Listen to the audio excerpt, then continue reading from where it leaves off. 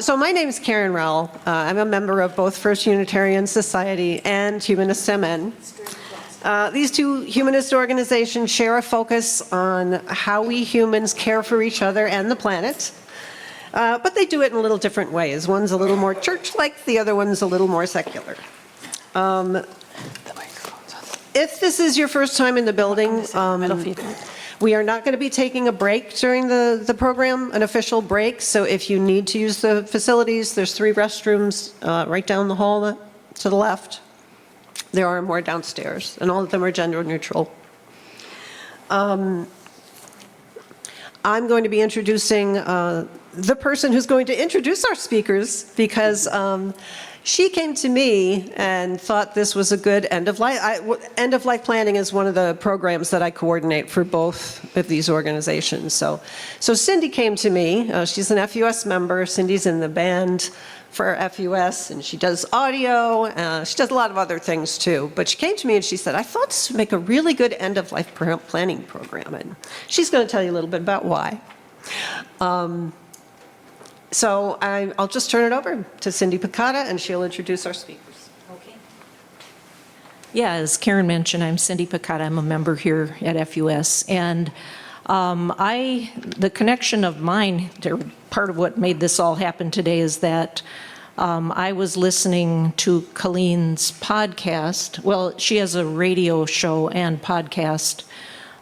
It's on AM 950, and you can get your podcast wherever your podcasts are found. And it's called Sorting Through Life. So she's a professional organizer, and it's I felt that this would really resonate with. There are so many people that are baby boomers like me that are looking at what do you do with all of your stuff, and as you're deciding on what's going to be your next adventure in life and so forth. And I had contacted Colleen to see if she would consider even a donation to our auction, and she did. She donated some home organizing products, and then in our conversation, we both talked about the fact that this might be a good opportunity to bring a presentation like this to FUS. So, as Karen mentioned, I got her in the loop from the end-of-life planning team perspective. We brainstormed a bit with Colleen about what it can go a lot of different directions, and we thought that what would really be an important topic would be, as you downsize and declutter, how do you have your belongings not end up in a landfill? And that was also Colleen's connection then with Emily from Reuse Minnesota. So with that, I will turn it over to Colleen and Emily, and thanks for coming today. Awesome. Thank you. And you both have been so helpful and supportive as we've put this all together. So thank you both for all the time into making sure that it works. Here, Patrick, let's have you just go behind there so that we're not blocking. You can just sit. That's all good. Yeah, you're good. Patrick, who is here, is one of the producers at AM 950, which is where we record the radio show. And he's just delightful and helpful and deals with me all the time in my, I don't think the music's loud enough, or it's too loud, or so I'm always telling him, sit, stand, lower, higher, thank you. So very helpful. But so, yeah, we got this opportunity thanks to Cindy reaching out, and especially with the values of your group, I thought we should definitely bring Emily in, as she could lead a college course on this topic, and on especially places and resources to go to in the state and community around reuse. So it felt like a good match, and we've had fun putting it together. So on that note, this kind of stems from an episode of the show that I host. It's on Sundays at noon on AM 950, but there's a website, sortingthroughlife.com. You can get all of the old past episodes, and this one I think is 17. Yep. But so we started this conversation there. And so I am Colleen Waterston. I am founder and CEO, owner and lead organizer at Space by Space Organizing, which is a home organizing business here in Minnesota. I will tell you much more about what that entails throughout the day. And that will very much answer it. But I'm also the daughter of a funeral director. So my family owned a local funeral business. My grandpa started it in '55. My dad and uncle went into it. My brother and sister went into it.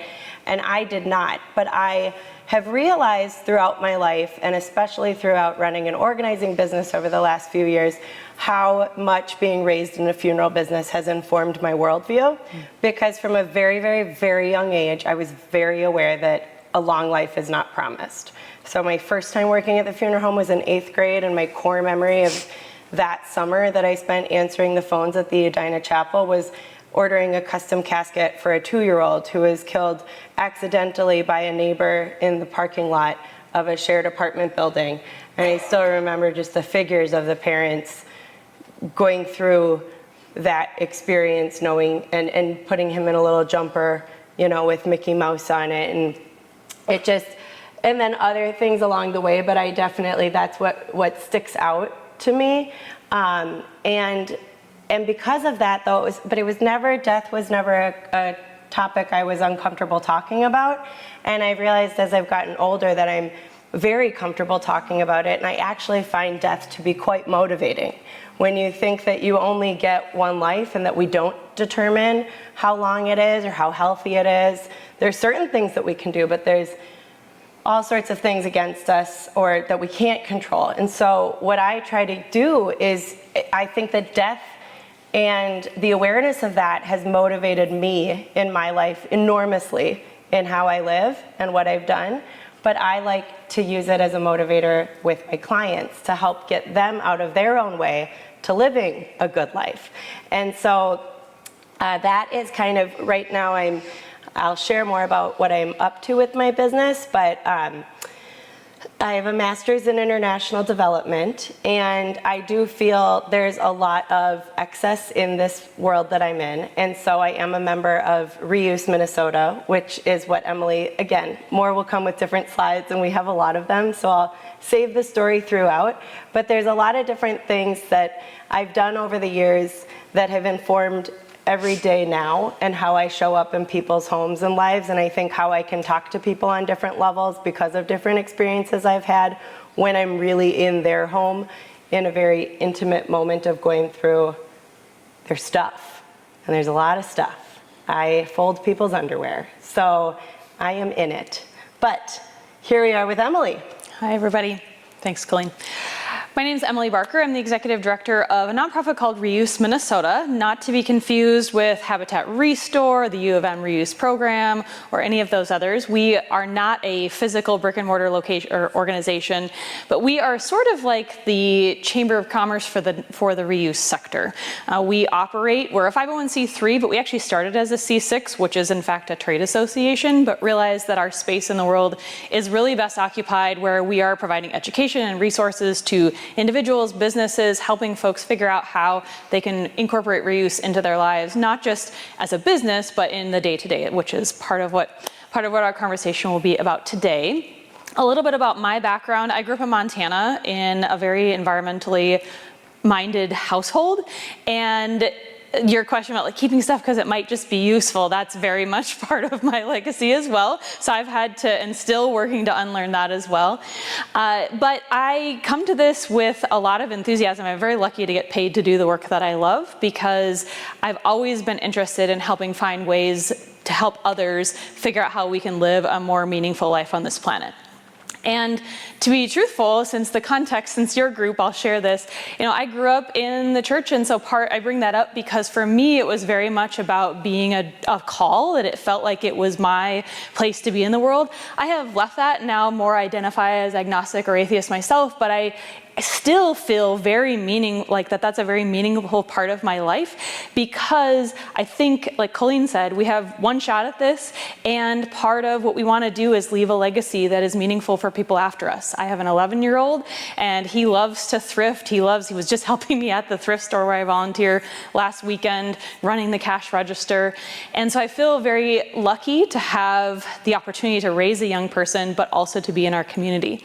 A little bit about my professional background. background, I spent 2.5 years working for the Minnesota Pollution Control Agency, so I have some had a whole opportunity to help rewrite the state composting rule and things like that, and learn all about legislative processes. And then I worked for 5 years at the city of St. Louis Park, where I started a series of swap events and was really involved with helping the city not just think about recycling and composting, but also this piece about waste reduction and reuse. So when this position opened about 5 years ago, which August will already be 5 years since I've been with Reuse Minnesota, it was kind of a no-brainer. While my academic and resume don't necessarily point to be an executive director of anything, and I probably would have laughed in your face if you had said that 15 years ago, that this is where I'd be, I do feel really lucky to be in this work.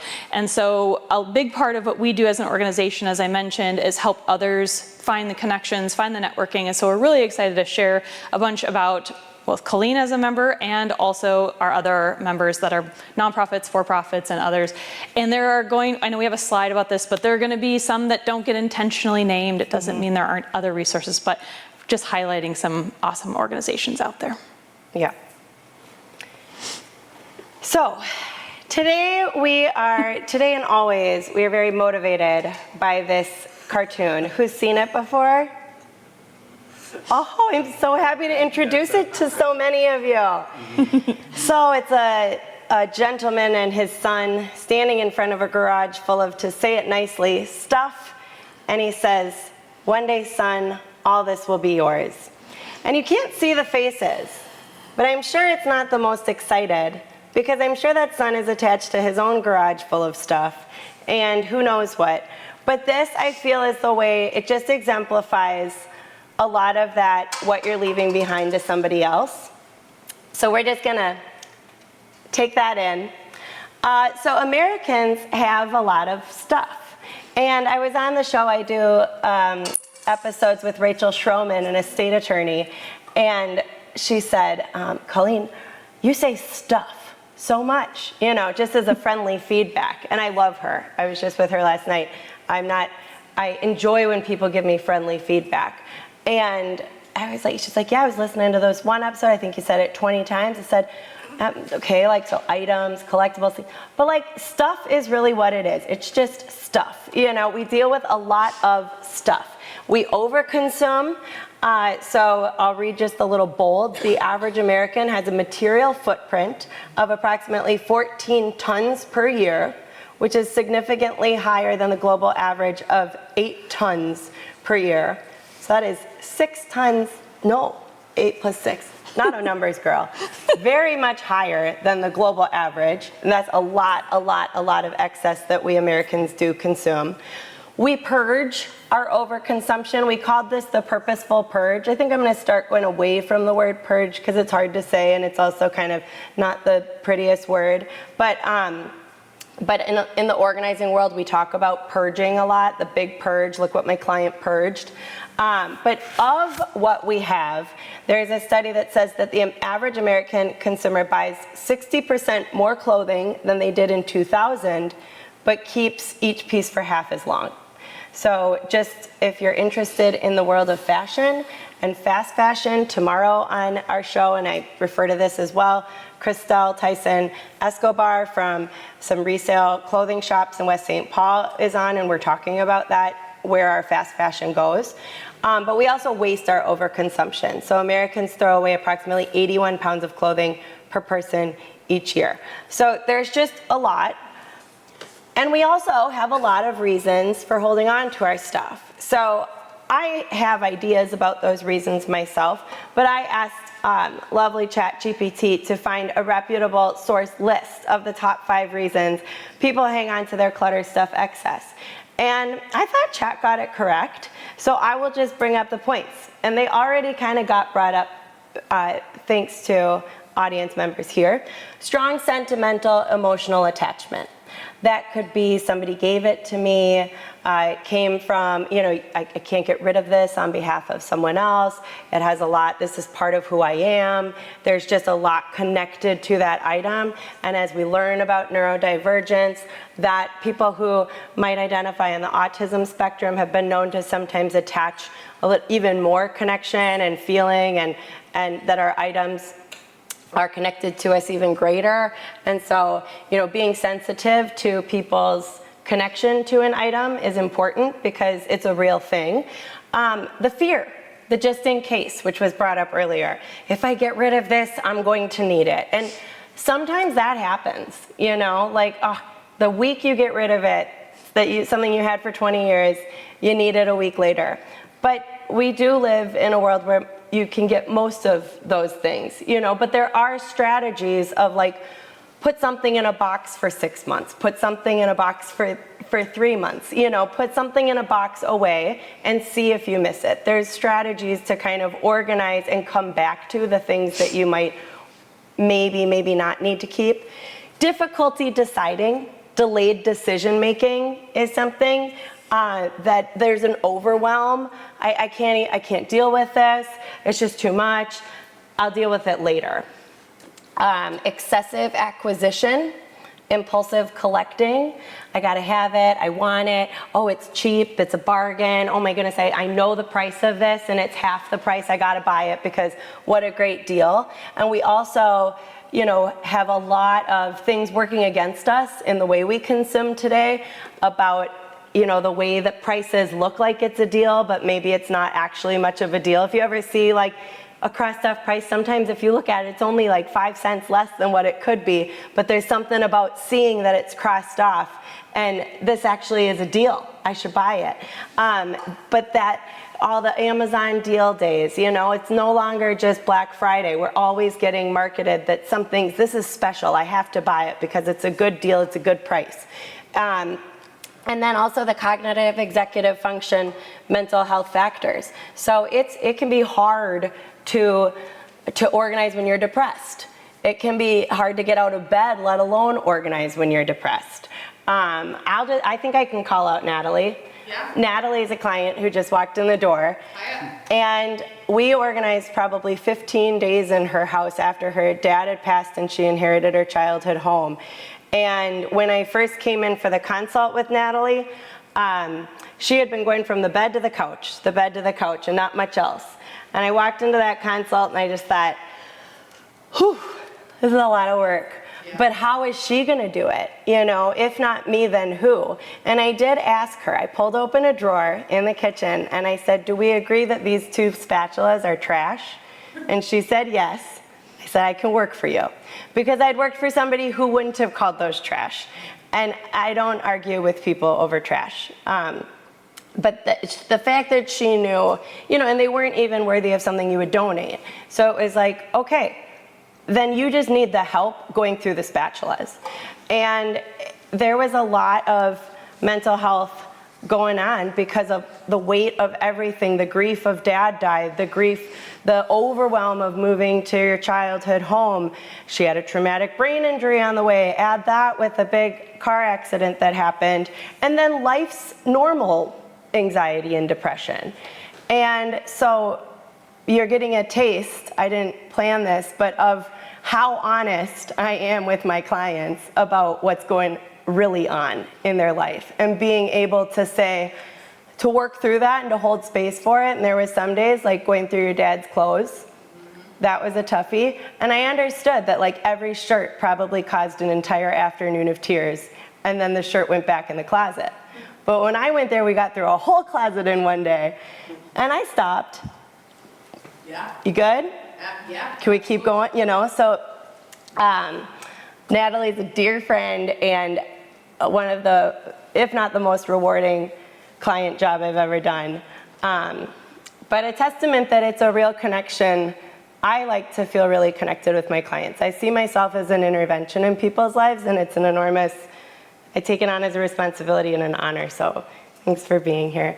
That and I'm also a mental health professional. Yeah. So the fact that she was able to come in and help my brain after all of these traumas, I mean, it was literally, it just happened all in like 6 months.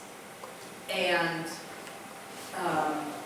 so she was able to come in, and even though I'm a mental health professional, I was having a difficulty organizing and sorting through 50-some years of life. Thank you. But that's tough when you feel the weight of waking up and then you feel the weight of going through your dead dad's stuff. And when you go through it, sometimes you're mad at him. How could you live this way, Dad? Then sometimes you're mad at yourself. How did I let my dad live this way? You know, why didn't I come home and intervene? But then you're like, but he wouldn't have let me. I know that. But you can't, you know, sometimes you find a letter that hurts. We found a real emotional letter. Yeah. And you can't go back and say, Dad, you got that wrong. You don't know what that situation was about, you know, and that's, so all of this goes in and more to why we hold on to stuff, but I might as well just go right into the deep stuff there. So I say, this is one of my favorite things to say, is we aren't anti-stuff, we're anti-stuff getting in the way of your life. If you want to have a ton of clothes and you've got a big closet, let's organize it and make it beautiful. There's kind of a segment called luxury market organizing. These are big homes, big closets, big wardrobes, fancy. I've done those. They're not my favorite, but they're fine. But, you know, there's organizing.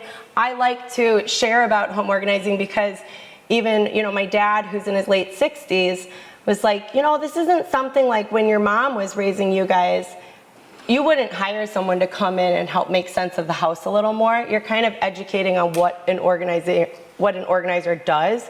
You know, so I think you'll definitely walk away knowing that today, but it's not a new thing. But I like it to be more accessible than just a luxury market is what, you know, that if someone's gonna come in and organize my life and it's gonna cost 10 grand, that's not what every job is. So just for a little, we do have like 3 breaks worked into this because it is a good chunk of time. So but we also want to hear from you. So the question would be, what's your main reason preventing you from decluttering? And it's Audrey, right? Yes.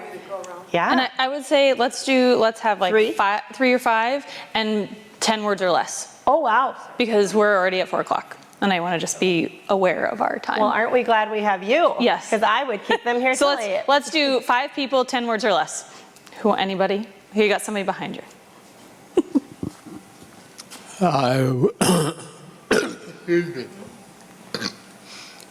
I was a journalist and I have tons of stuff from both finished articles, but the materials that went into them that are memories. They aren't useful things, they aren't clothes, just memories Memories, that I yeah. have trouble getting rid of. Yeah. Thank Yep. you. Yeah. Well, I'm a moody maximalist, Okay. and I like moody stuff. maximalist. I'm a moody maximalist. I like stuff, and like I'm doing better with it. Like I grew up with a hoarder, so like yeah, Okay. What is moody, whatever she said? moody maximalist. So there's minimalism, which means, you know, I've got 5 shirts. And then there's maximalism, which is like I delight in having 50. And it's like a little louder, you know, minimalism might be your white walls and your, you know, very, very neutral. Very sparse. And your maximalism is like, and I wear patterns like this and love it. A lot of decor upon decor, dust collecting. So it's like, but there's a lot of people who love their moody maximalism. They might have every wall painted a different color, different wallpapers. Thank you for sharing. Okay. Anyone else, or are we moving on because Emily is a good timekeeper? Yes. Wait, one quick thing. I've changed over time because I cannot throw things in a landfill. I'm just opposed. Yeah. And so I had things that I thought, I don't need this anymore, but what'll I do with it? Now, in the last 10 years or so, there's lots of things to do with it. So I'm changing the reasons for decluttering, I That's fair. guess. Now I can just give things away to the neighbors because they want them. See? Okay, love this. All right, anyone else itching? And I'll just add, Yes. just not prioritizing it. Okay. Busy have things that I think are more important. Do you want to?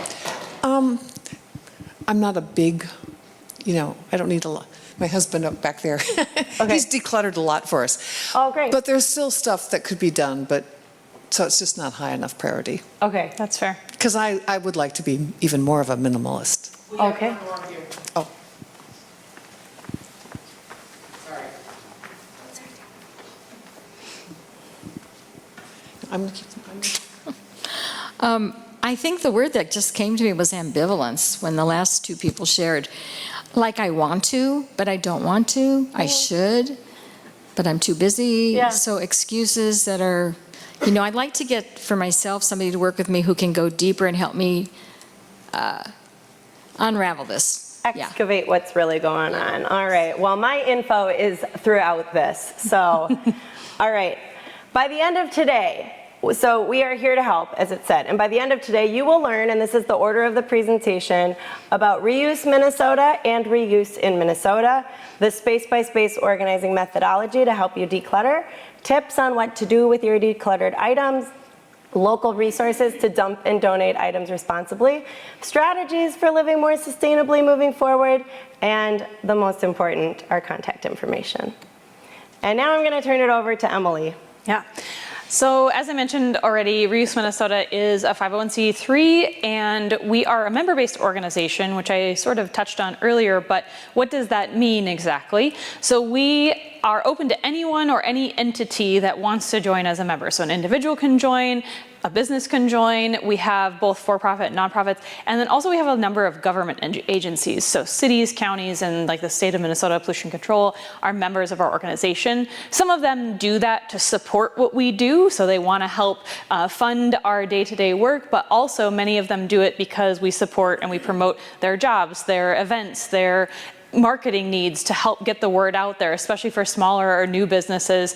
The time to actually do marketing is really difficult. So part of the $100 small business membership fee is to help or to ask us to present or promote those in our resources, our newsletter, social media. So we do a lot of networking. So even if you're not a member, we have a number of opportunities. We do a virtual speed networking once a quarter, which is anyone in the world can join us online for an hour on a Friday, and it basically is a way to connect with other reuse enthusiasts. So it's a lot of fun.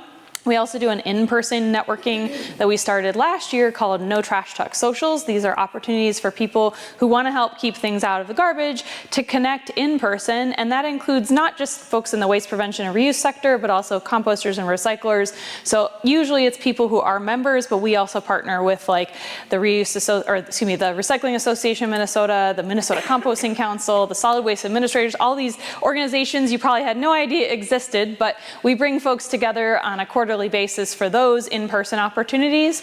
And then we also do quarterly member meetings. So these are also open to guests for a visit or two, and then mostly it's our members. This incorporates tours of local reuse businesses, presentations, like Colleen did one for us, where we do member spotlights for businesses that maybe can't host a tour, but they want to share what they're doing, and then updates about what we're doing as an organization. So if you're at all interested, our website's at the end, but we have a lot of fun as an organization. We've been around since 2012, and we've only had staff for the last 5 years, but I feel like for the tiny little organization we are, that we do quite a bit. And then of course we have a conference in October. So if you're really into this and want to spend a day with us, that's late October this year.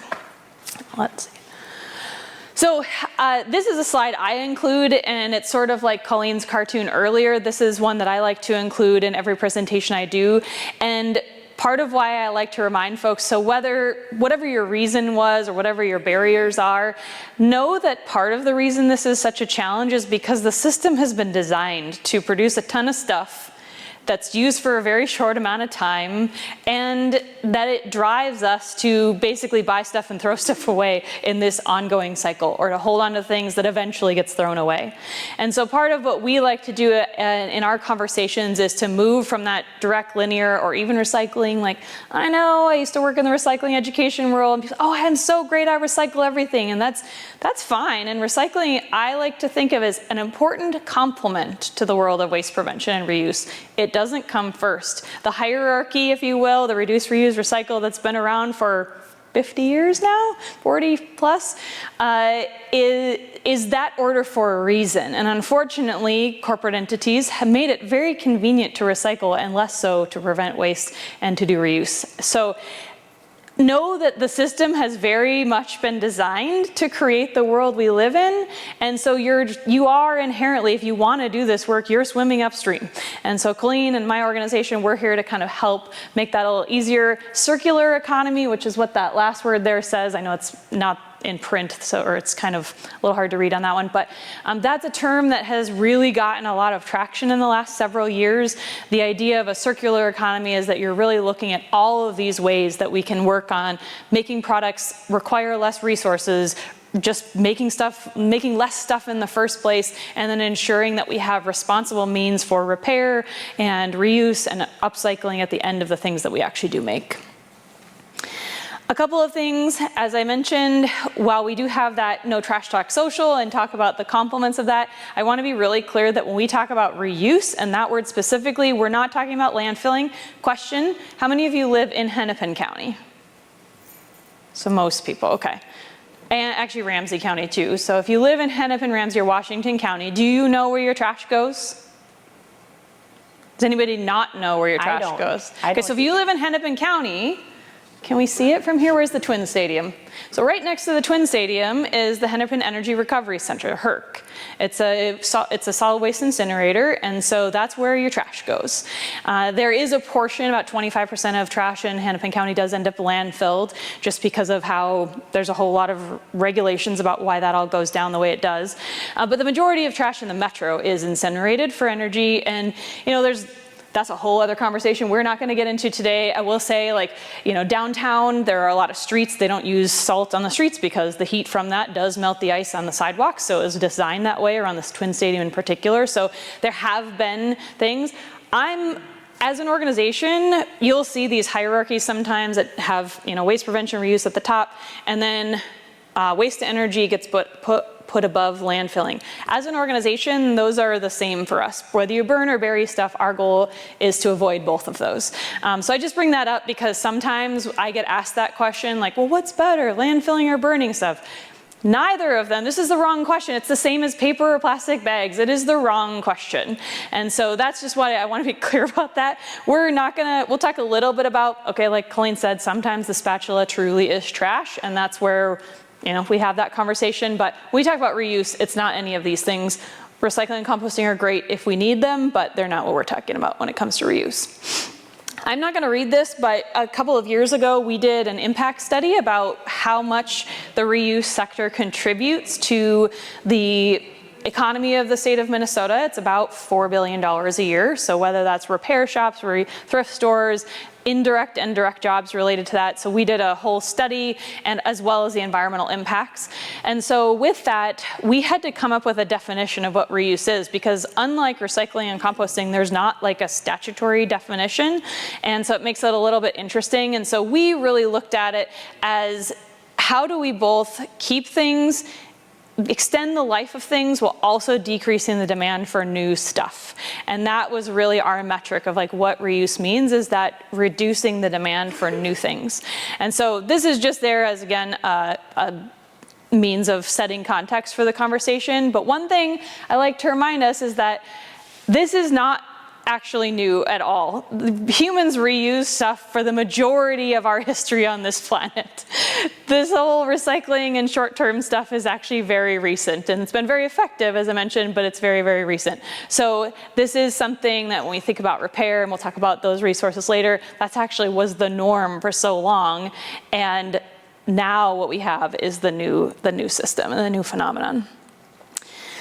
As I mentioned, we did this impact report. I'll just mention, as an organization, we talk a lot about the environmental, economic, and social benefits, because while I wake up to do this work every morning and I think about the environmental benefits because that's what drives me as a human, that's a core value for me, I know that there are people I talk to who do not care about that part. And a long time ago, I had to let go of my frustration about that fact. I had to really just let go of the fact that some people don't care about this planet and they're never going to. Because if I spend my energy on that, I'm not going to move people into the direction that I want to move them in. And Colleen probably could say similar things about her work, right? She's got this goal, and she may have to work with what does drive people in order to get there. So while I am very lucky that a lot of the people I'm surrounded by are driven by the environmental side, there are a lot of folks I talk to in different parts of the state or even in the metro who love the DIY, social, like anti-corporate, anti-government perspective, where it's like, we're going to do this because we want to be self-sufficient. We want to be DIY. And that's fine. If that gets people to me, if that gets people to reducing the waste that they have, it may make it really uncomfortable, but this is something I always like to tell people, like there's space in the reuse world for everybody. And I think Colleen would say in her work, there's space to work with everybody on these conversations and to help people figure out how do we serve it, like take care of this planet, even if that's not the message that drives people. And I can tell that this comment has made some people uncomfortable with what I have just said. And I just encourage you to sit with that, because for me as an entity or as an individual and as an organization, if I focus on demanding that everyone see the environmental value of the work that we do, it alienates a lot of people. We just lose people. And so when we can talk about the economic drivers, when I can tell people that the reuse sector contributes $4 billion a year, that's like pretty significant. I don't think most people would think about that. So whether that's Colleen's business, a thrift store, a repair shop, all of those are contributing, and they're very inherently local jobs. They're hard to mechanize and they're hard to offshore. So they're really valuable jobs as a society.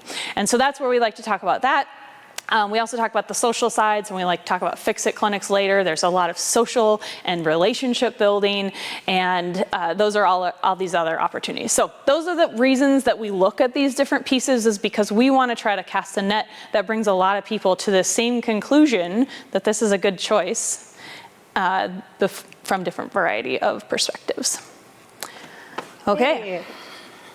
So, member spotlight. We are going to be doing this kind of member profiling later in the presentation. And like Emily already said, it's not an exhaustive list.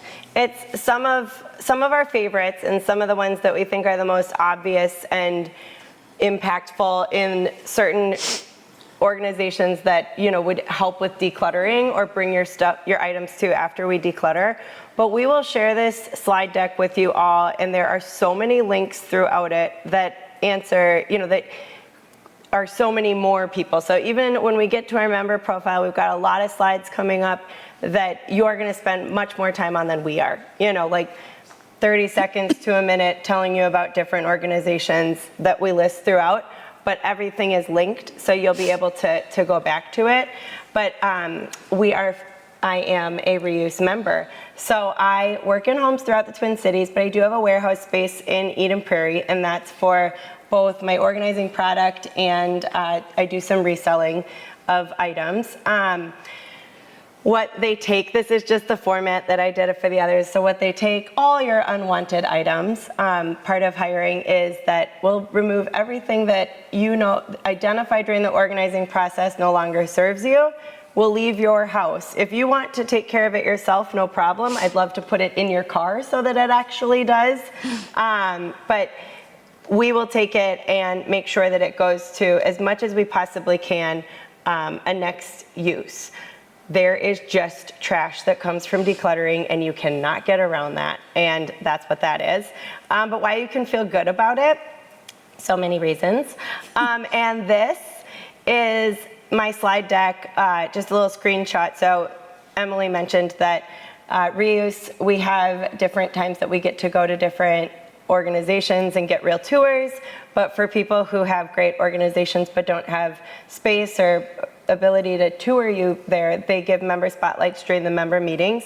And so this is the link to my little 20-minute presentation from last year.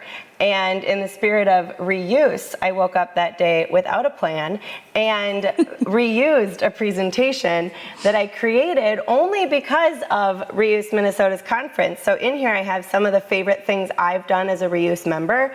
And if you feel, man, I really want to know more, I want to be around people who know more, I want to be in the company of people who care about these things, I would say join as an individual member. We love our individual members as much as we love the huge government ones or huge businesses or small businesses like mine. It's a really fun organization to be part of. And if you think, oh, I might not fit, everyone fits. It's some of the nicest people. I mean, when you get in a room of people who are members of an organization about anti-landfill, they're usually pretty nice. Like, they care, they're kind. So, but up here, like, top corner, that's me and my niece and me. We went to, they do like Mend-It clinics and sewing clinics, and we learned how to take fabric that wasn't being used and turn it into a little wallet for ourselves. And Carolyn, who is Emily's right hand, and such a great gal herself, the two of them do phenomenal in what they put on for everybody. She was there teaching us all with so much patience how to use a sewing machine. This is a tour of an upholstery business, and so around the conference times and then during we were in St. Cloud for our member meeting. So they do a really good job of exposing us, not just to the organizations, but bringing us to the organizations. So if you want kind of a behind the scenes tour, and you can pay a cost as a non-member, but just be a member, because then you're going to be getting more, and then you can just get the non-member. There's a lot that you can show up for and then not pay for. But so we get to go and actually see what happens behind the scenes of upholstery. I exhibited at the conference. This is both times. The top right corner is Carly. She's not currently a member, but has been. And she takes, she's in Duluth, and she takes pool floaties and turns them into earrings and stuff. So it's just tons of creative people. And then in the bottom one, and I brought my little, Reuse had a how to do a reselling business session, and they hosted it 2 Sundays for 4 hours each, paid us to show up if we were interested, to honor our time, which was crazy. Today is free material, but we are not giving out money. But yeah, and then they taught us. And this was Kat from Cake Plus that does plus size reselling for clothes, taught us. So there's just a lot of different things going on that you can learn from. So today is meant to, I hope you learn things, I hope you feel inspired, I hope something resonates. But if it also just points you in the direction of coming and being part of more of the stuff that we're doing, then please do. And if you're interested in more about me by the end of this, my website is probably the best place to go for spacebyspaceorganizing.com. If you go to Space by Space online, you'll find it. And what I put the top line below is home transformations. I really do love a whole home transformation. I realized pretty quick into my organizing career that my brain just works that way. I'm not able to come in and only see your pantry, because I also know that what's in your pantry doesn't belong there. Half of it is actually meant to be in your mudroom or in the kitchen proper, or, why are batteries here? Well, where are the rest of the batteries? It's a lot, and I like to say things have tension or things play together. Like these parts of the home play together nicely, and these parts of the home have tension and you can feel it. So maybe I don't have to do the whole home, but I need to do these 3 rooms. So I'll talk through my process and you'll understand how I come up with that. But I really love a whole home. I love an intervention, as Natalie's nodding her head. I was definitely an intervention in that one. And we were in everything. We were in the basement utility closet that she thought was a door you never wanted to open, and we turned it into this really fun store of all the things. And especially, she's an older house, the things that you're like, you can't even find that at a hardware store, but now you can find it in this really fun closet in the basement. And then up into the attic, putting the things that I think we're gonna be there in a couple weeks after not being there for half a year, go back and kind of let's revisit what we put in the attic. And then also, if you're like 2 hours was just not enough of listening to her, you can listen to me more on Sorting Through Life, my radio show. I totally bounced over legacy lifting. But there's this other piece of my business that I call legacy lifting.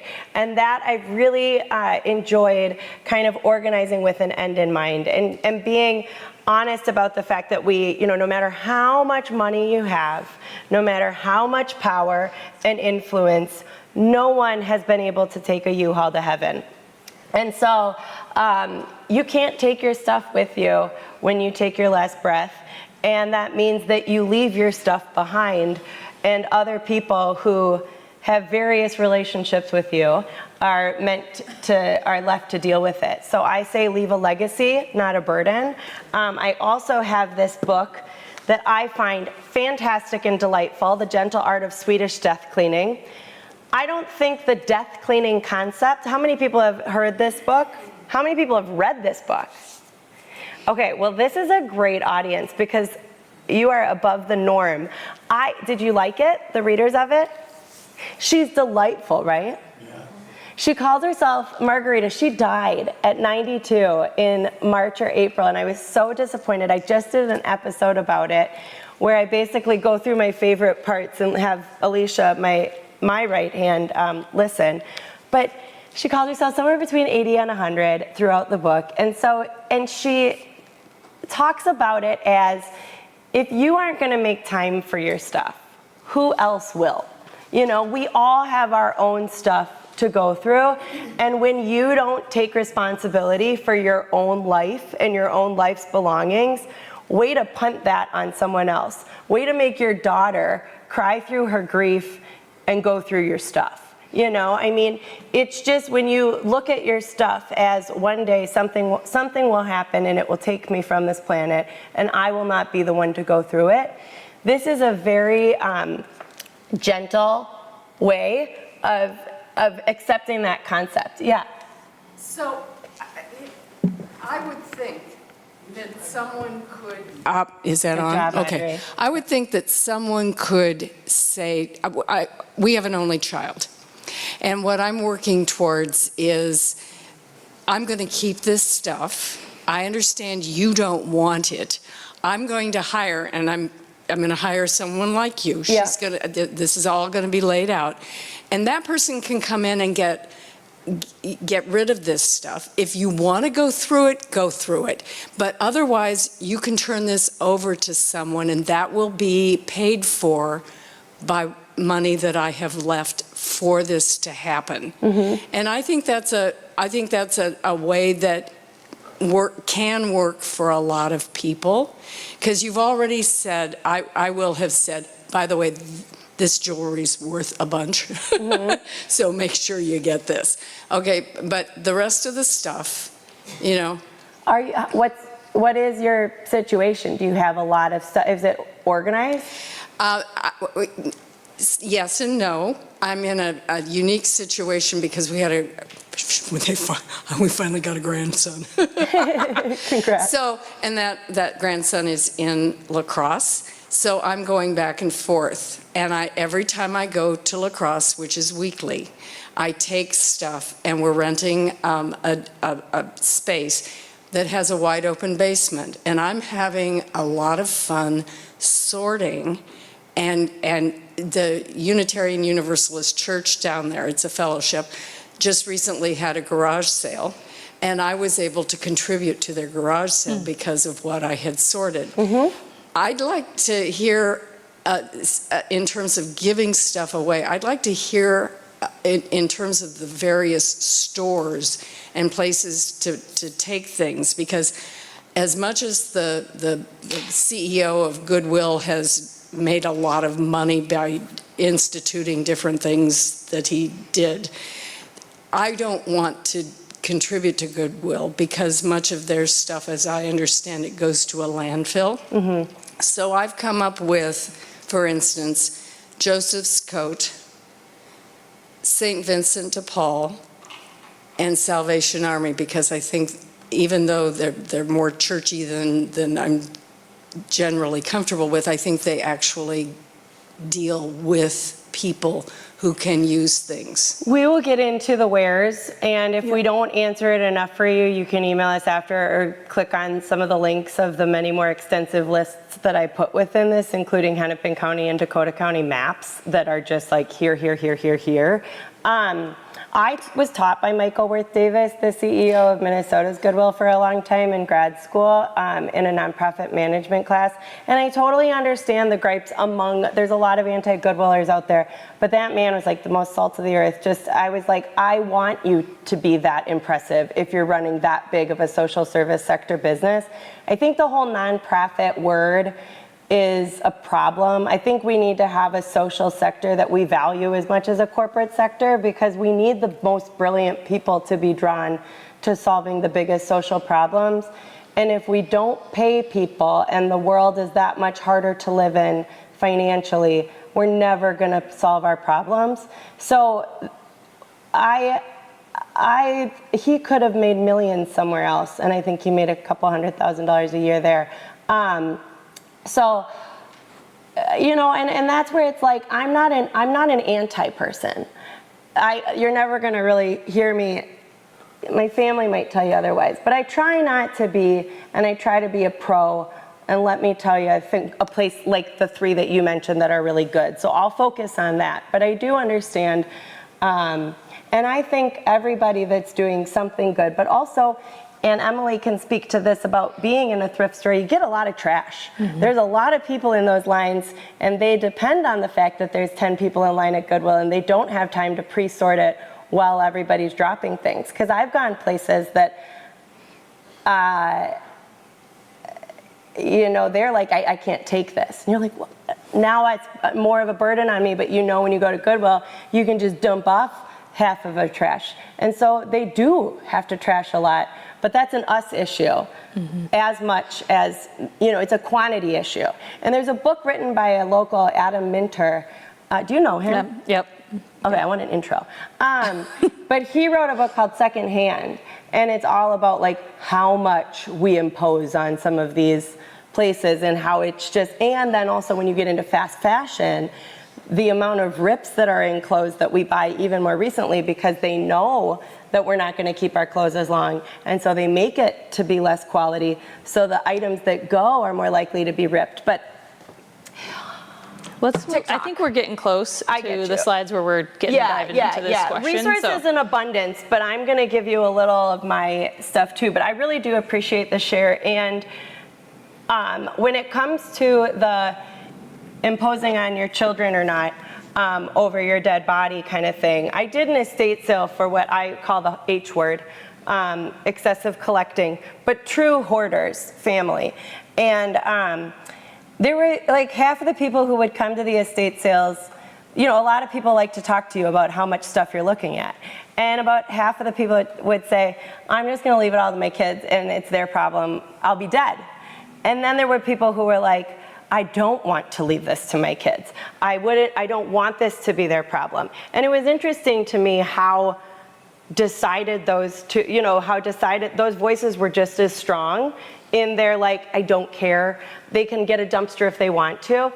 I personally, I'm a single woman. I live a big life. I manage a lot. I delegate a lot. I personally just have a personal value that my life is my responsibility, and my life includes what I acquire within it, and therefore it's my responsibility. And when the day comes that I die, and I hope it's not until I'm 108 and I die of old age and happiness, and I'm just laughing too hard, and I die mid-croak, and it's just she really went out laughing. I hope that people delight in going through my house and are I get her holiday and it's already labeled and in lovely containers. When that day comes, I hope to leave a legacy and not a burden. And so I hope that by expanding on this service, though, where there's this legacy lifting, so there's one client, she's 84, I go every Monday. And we've done 4-hour sessions with a couple girls, we've done 2-hour sessions, but we're just, she's got her house until she can't have it, and we just keep going through a little bit. And last week we were taking pictures of the jewelry and writing a note of who that was grandma's. This came from Kenya. That we can let's donate that.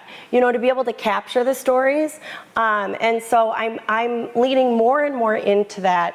And to me, it's imagining your child, your loved one, your partner, your best friend, whoever it is that's the most likely person to clean your house, and imagining them in that moment and thinking, how can I make this so that they can just grieve that I'm not here and not have to grieve and go through my stuff. And of course, we're not all gonna die minimalists. You're probably still gonna die a maximalist one day.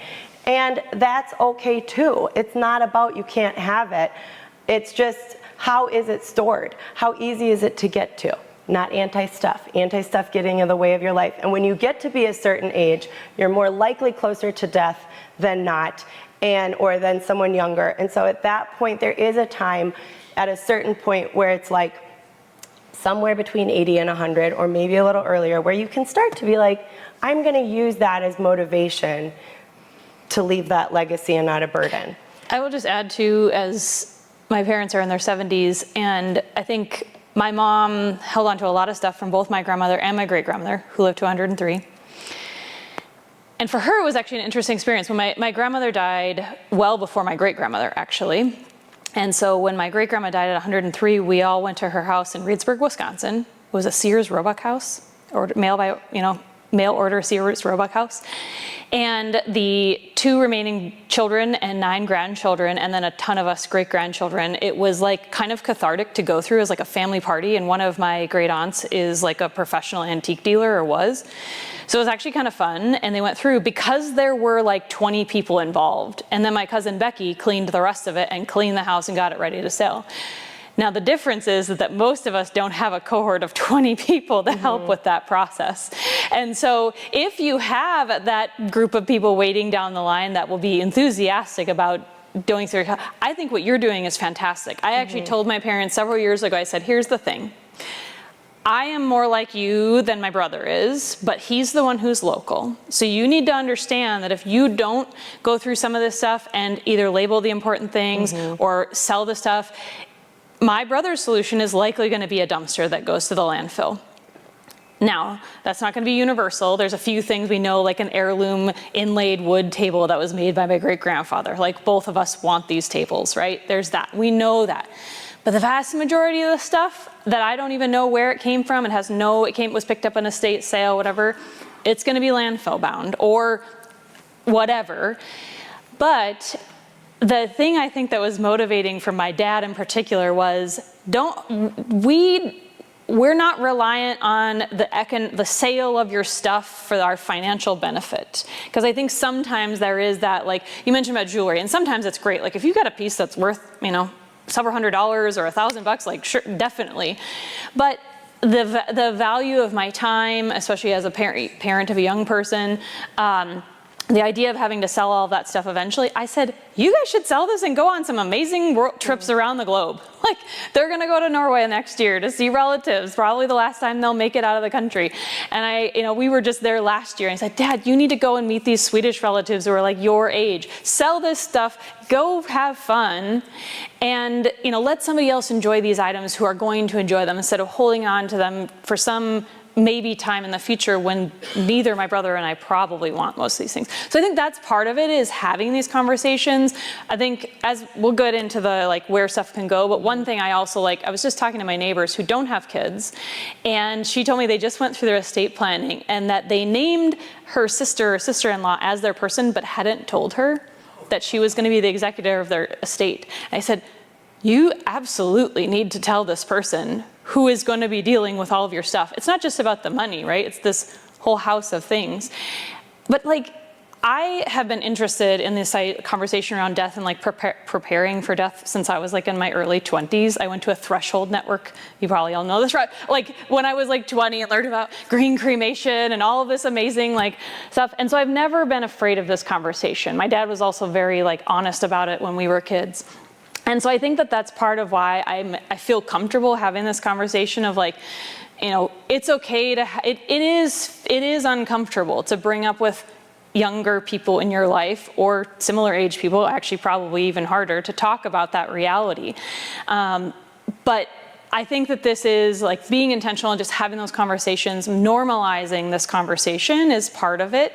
And we don't even have to be near what we call end of life. I had a neighbor who died at 49 years old this winter.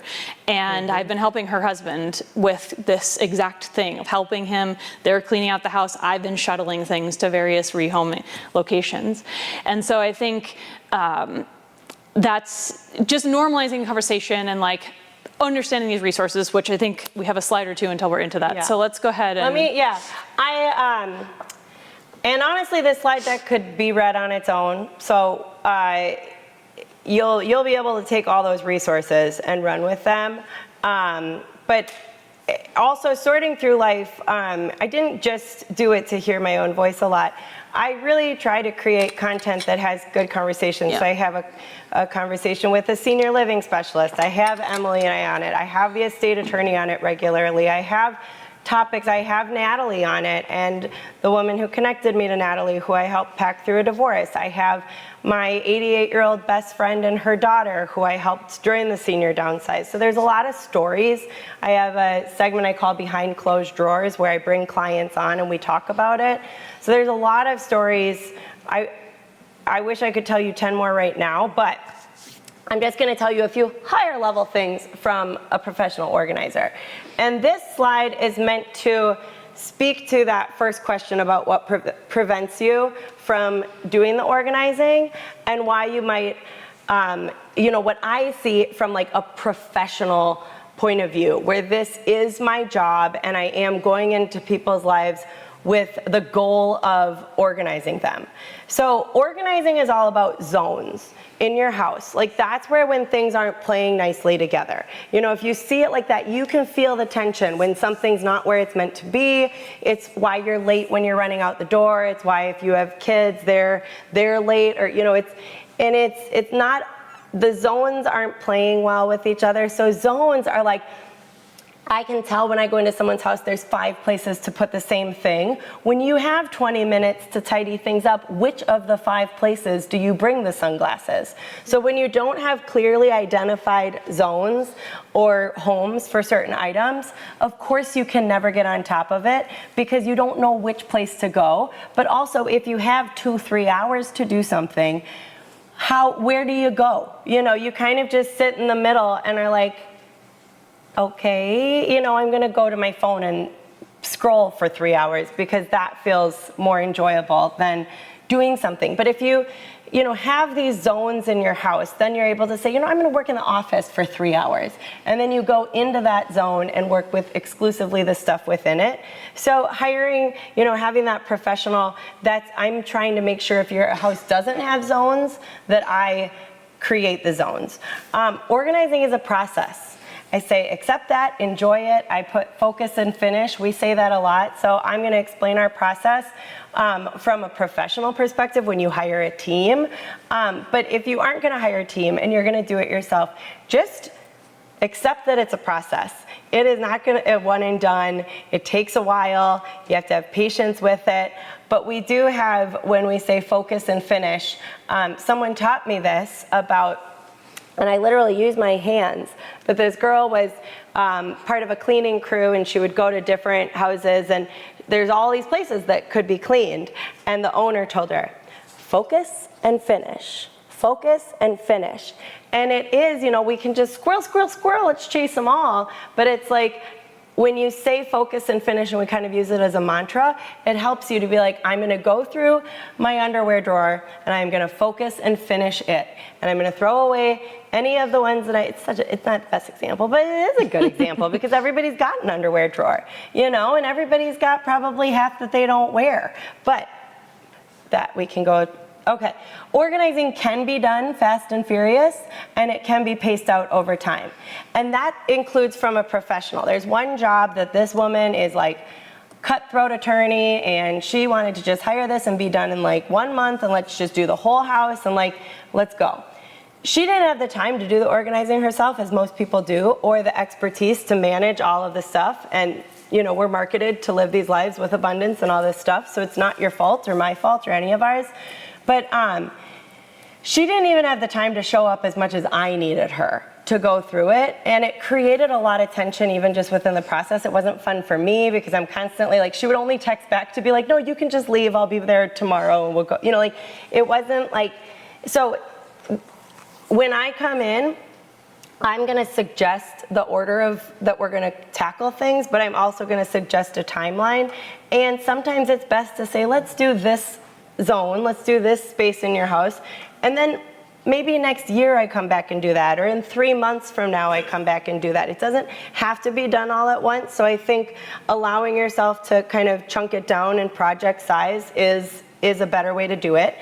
It can be costly. Now, if you're hiring an organizer, there is a bill attached to that. So organizing can cost money, but that's like not all of it. We also were thinking donating costs money. So we know that sometimes places have pickup fees. We're gonna give you largely free resources for the most part, but like bridging we mentioned, which takes house goods, like they have a $100 pickup fee. And that's a one time. You could fill the whole truck with that. You could fill 2 boxes with that.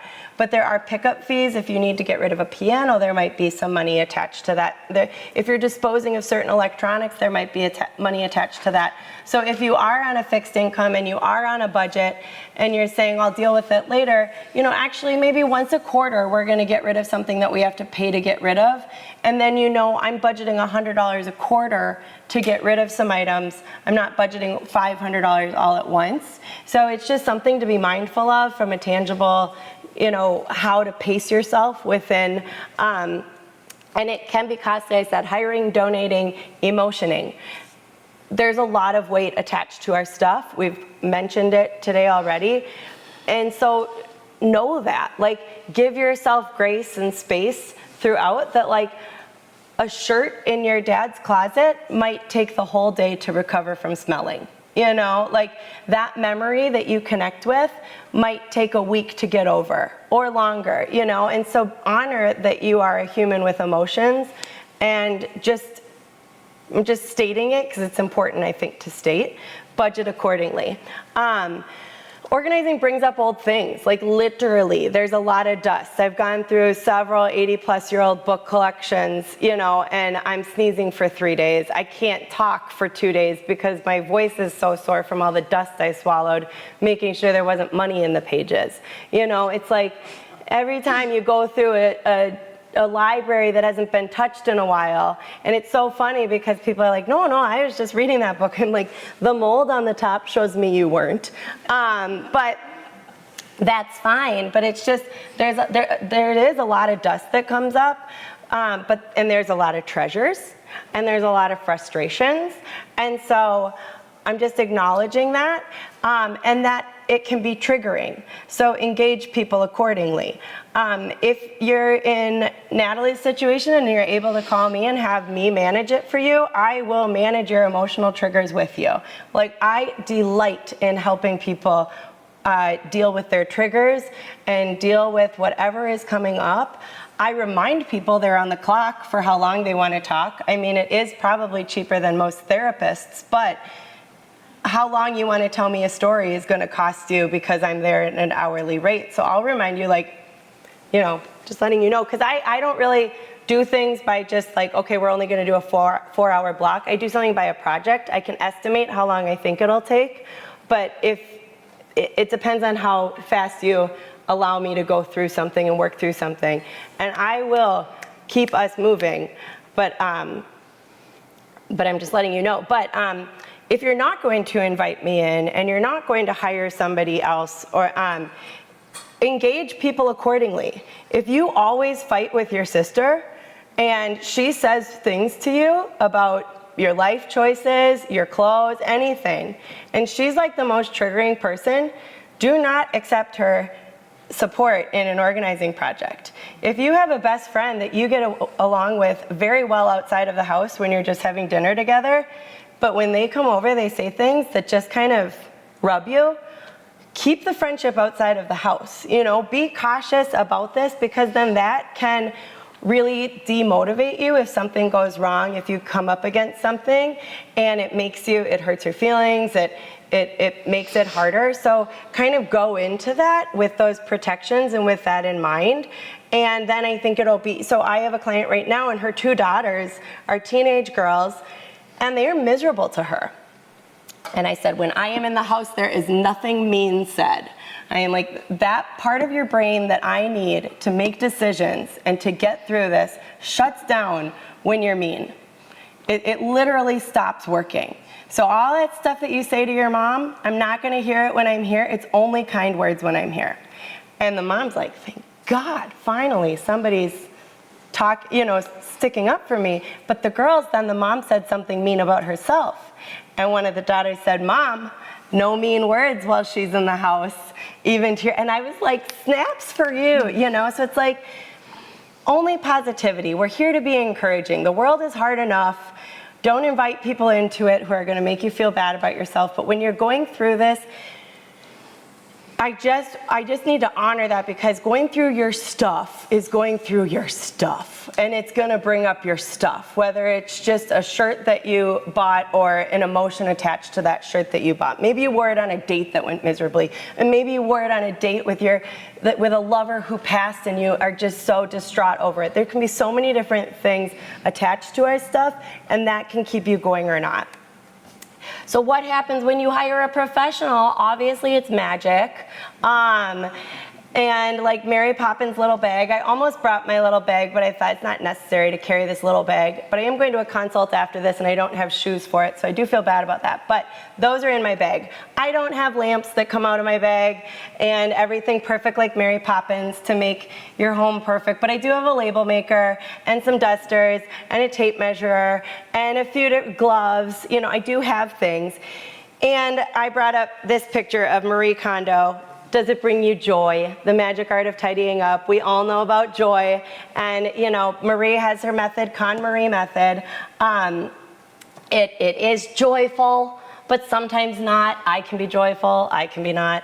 I try to be joyful on the clock, but it does feel like magic, but it's this. Today I'm pulling back the curtain and letting you know what actually goes into hiring a professional. So what happens for me, and this is on my website, and we actually made videos that will be up sooner that are me explaining this more, so I won't go into that. If you want to hear this process explained in 30 minutes, you can watch 5 videos of a few minutes each, I think maybe 20 minutes, whatever. Big consultation. If you want to hire me, I come to your house and I go and I do a consultation and I size up the job. You might learn a little bit from it, but you might just learn, wow, this really is a lot of work and I would like to hire it out. That's my sales meeting. That's when I make sure that I'm a good fit for you, that you're a good fit for me. That's where I walk the house. I figure out where things are. I went to an organizing conference and someone said, the consult makes you feel better than your client. So I played with that for a couple consults and I went and they would send me pictures. We FaceTimed. I didn't like it. When I got there, I was like, I did not realize the mudroom was stairs above the garage. I thought they were off of each other. This changes, like I'm sizing up the job day one. I'd rather size up the job so that I come prepared for the job. And also, I probably will be folding your underwear. And it's weird to meet you the same day that I do. It's kind of nice to be like, okay, cool, we're cool with each other, we like each other. Now I can get intimate when I come the next day and actually do the work, because we are pulling up all that dust and all those triggers, and it's just kind of nice to establish the tone before. So we do a consultation, but then on the job there's really like three big parts of it. And I say we try not to touch things more than 3 times. So once is to pull it out of the space. So this is where when you hire an organizer and you want your closet done, I'm going to pull every piece of clothing out of your closet and that closet's going to be empty. If you don't hire an organizer, I don't recommend that. It's going to be overwhelming and you will never find the time to put it all back together, and you will be so annoyed with yourself for doing it, unless you have a capsule wardrobe and you're doing a great job and you only need to get rid of one thing. But if you have most American standards of clothing items, do a drawer. Say I'm going to tackle my sweaters and I'm going to pull all my sweaters out and I'm just going to do my sweaters, and then I'm going to go through them and I'm going to put them back. But for hiring someone, we're going to do the whole space that we're being brought in for. So then we're going to pull everything out and sort it by kind. And that's because then we get into the big evaluation. And the evaluation is really the only part that I truly need you for. This is when you tell me your relationship to every item. And this is where the girls that are working for me have a bag for trash, they have a bag for donate, they have a bag for resale, they have a bag to bring to your sister because you forgot that you borrowed it from her 2 years ago and she'd probably like it back. We're gonna take the things that leave the space and move them as we're going through it. And that's in the evaluation when you are telling me your relationship to every single item. But because we've already pre-sorted it, by kind. It's not going through, oh, I know I have too many coffee mugs, but if you pull your coffee mugs out one by one, you're gonna be like, I like that one, I don't like that. When you see that you have 20 coffee mugs and you're a household of 2, and you're like, I think we only need 8, it's a lot easier to get rid of 12 more because now we're looking at 20 at once and we have a clear cabinet. So when we put them back, we're only gonna put the 8 that stay. So that's the big rearrange. So I'm gonna touch it once to remove it, and I'm gonna identify the space in your house that I can remove it fully and sort it. Then I'm gonna touch it once to ask you about it, and then I'm gonna touch it again to either remove it from the house or put it back together. And we kind of joke about it because it's like, you can touch things 4 or 5 times, but it's just inefficient, and you're paying me. And so I'm trying to be as efficient as possible, so we really do try to keep within this. Also, you're hiring me. You think I should help them sort. I have 2 hands, I can do that too. No, because you also are gonna start talking. I don't want to talk during that evaluation, the sort. We've got our heads down. Natalie can know. I am a talker. It's quiet because we're thinking, where should I put this? How can I do this? We're working. And so it's like, if you can stay away from that and actually just come in for that middle part, then I can just do my job. And it's helpful to not hear the justifications around the purchases while I'm sorting. That comes in the evaluation. The big rearrange, we're putting it all back together better. It's gonna be so much more efficient. We've already heard your relationship to your stuff, so we're gonna put things closer to you that you wanna use every day. Higher, oh, I hate that, but my mother-in-law gave it to me and she'll notice if it's gone. Great, top shelf. This is where we're gonna adjust the shelves to make things more accessible. We're gonna move things into different rooms if they need to be. Big check-in that happens throughout, just how's this working? What do you think about this? It's not HGTV where there's like a big reveal. It's like, hey, I think I'm gonna put these over here. Is that cool with you? Yeah, I like that. Or no, I don't want to get dressed over there, so I'd rather that be over here. Okay, cool. So we're gonna check in a few times, but again, let us do it. I've told clients, this is the one time in your life, one of the few times in your life, you are gonna be able to pay someone to adult for you. Like something that you think, it's only my thing to do. This is just adulting. I should be able to put my clothes away. I should be able to organize my pantry. It's a skill. I'm good at it. Spatial intelligence is a thing. Professional organizers are good at what they're doing. Let them be good at it and let you not have to do it once, because when we leave, we're not gonna put it away again. It's your job next week. But enjoy the fact that you've hired somebody to do it for you in that day. I tell the girls that work for me, sometimes I'll be like, can you treat me like a client? And in my own house, I'll have them do something for me that I just can't see through the weeds of, and then I go in after they've done a sort, and then I step away and they can rearrange something for me, because it's just hard to do this sometimes and see our own stuff for what it is. So let us do the work, and then the big sigh of relief is it's done. And that's also really fun when you're like, I didn't have to do that for myself. So then 3 questions. These are my 3 questions that hopefully are kind of helpful for you if you're really struggling of, do I keep this, do I not? Does this serve me? If the answer is yes, you keep it. Would this serve someone I know better? Great. That's an easy person. My son would love this. I never took up paint by numbers hobby that I bought during COVID, but I know someone who does. I'll just ask if she wants them. Being able to directly know the next use is a motivator. I have a certain set of kids that get my sister's son's clothes and a certain set of kids that get my sister's daughter's clothes. It's fun to get rid of the clothes and know that it's gonna go to them, and then they're gonna pass them along. So it's like when you have that next place, which we will give you more of by the end of this, that is helpful. But sometimes just having a friend, know it, your neighbor. And then the last question is, Can I just really quick on number 2 though? Don't impose it on them without their permission. I want that if somebody says no, take it at face value, that's the answer. Yep. I struggle with this in my own family. And I also struggle, so like we have a nephew who's 5 and my son is 11, so sometimes this is a really fun like Super Mario shirt, I bet Emmett would like it. I will ask my in-laws once, my brother and sister-in-law, if I don't hear back or if I don't get an affirmative, if it's like maybe, it's going to someone else, right? Because that's the other thing is that sometimes it's like, oh, I think you would love this. And if the answer is not a solid, enthusiastic yes, find another home. And audience participation. Has anyone here ever been given something from someone that they didn't actually want? Okay. A professional organizer also gives you permission to let that go. But also, like, if your kids say they really don't want that china set and you really think one day you'll regret it, they probably won't, and let them regret it. If they say they don't want it, don't give it to them. But also, if they say they would like it, maybe actually go online or to the Container Store and buy them a nice, like the plate holders that China can go in. Like, instead of the banker's box that's wrapped in all of the tissue paper that you never took out every Christmas because it was such a big job to take out, they're not going to either. So even the way that you gift people things is meaningful. Yeah.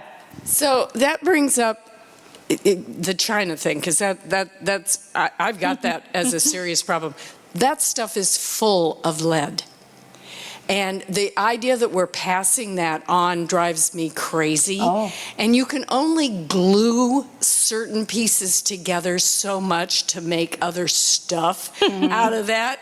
And I would love to know how to responsibly dispose of that.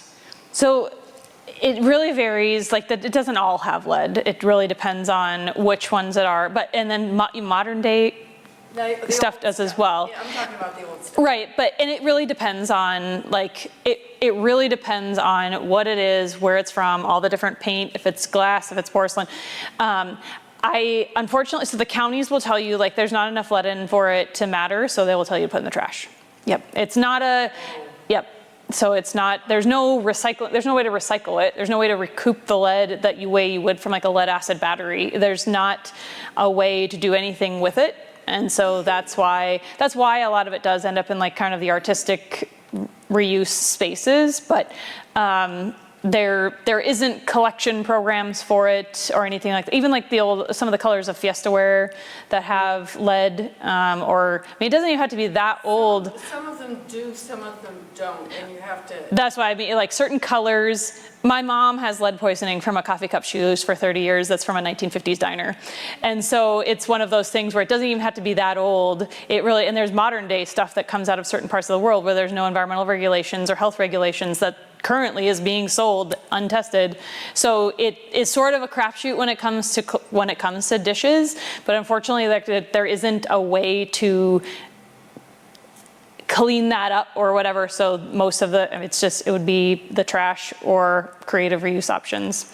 One thing to keep in mind though, that I will just say, like after I said all those kind of scary sounding things, is usually with dishes, like with china, because they're hand washed and not frequently used, where you don't have like a lot of scratches or things like that. If you're not putting hot stuff, like if it's mostly like salad bowls, there's very little transfer of that. Like where you get into trouble is like a coffee mug, where it's high acid, high heat, and that's where a lot more of that transfer coming. On that old china. Yeah, and it really just depends on sort of what your, if somebody's using that once a year for Christmas, then it's not going to be enough. I mean, you have more lead exposure out breathing the air, unfortunately, around us every day.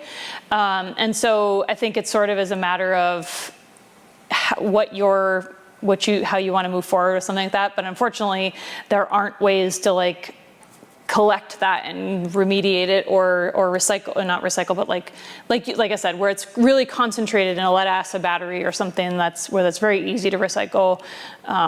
Dishes are just really tricky, unfortunately.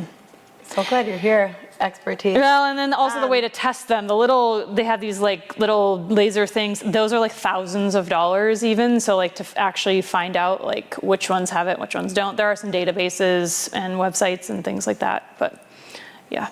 This is interesting. It's okay. It's a whole other conversation. So the answer to the third question is what we're tackling today, which is would this serve someone I don't know best? And in Margarita's order, I listed hers. she talks about the order that she would rehome things, so family, friends, neighbors, acquaintances, and strangers. And what I really love about Margarita in this book and the way that she's written it is she writes it from her 80s, because she died at 92, so we can now know.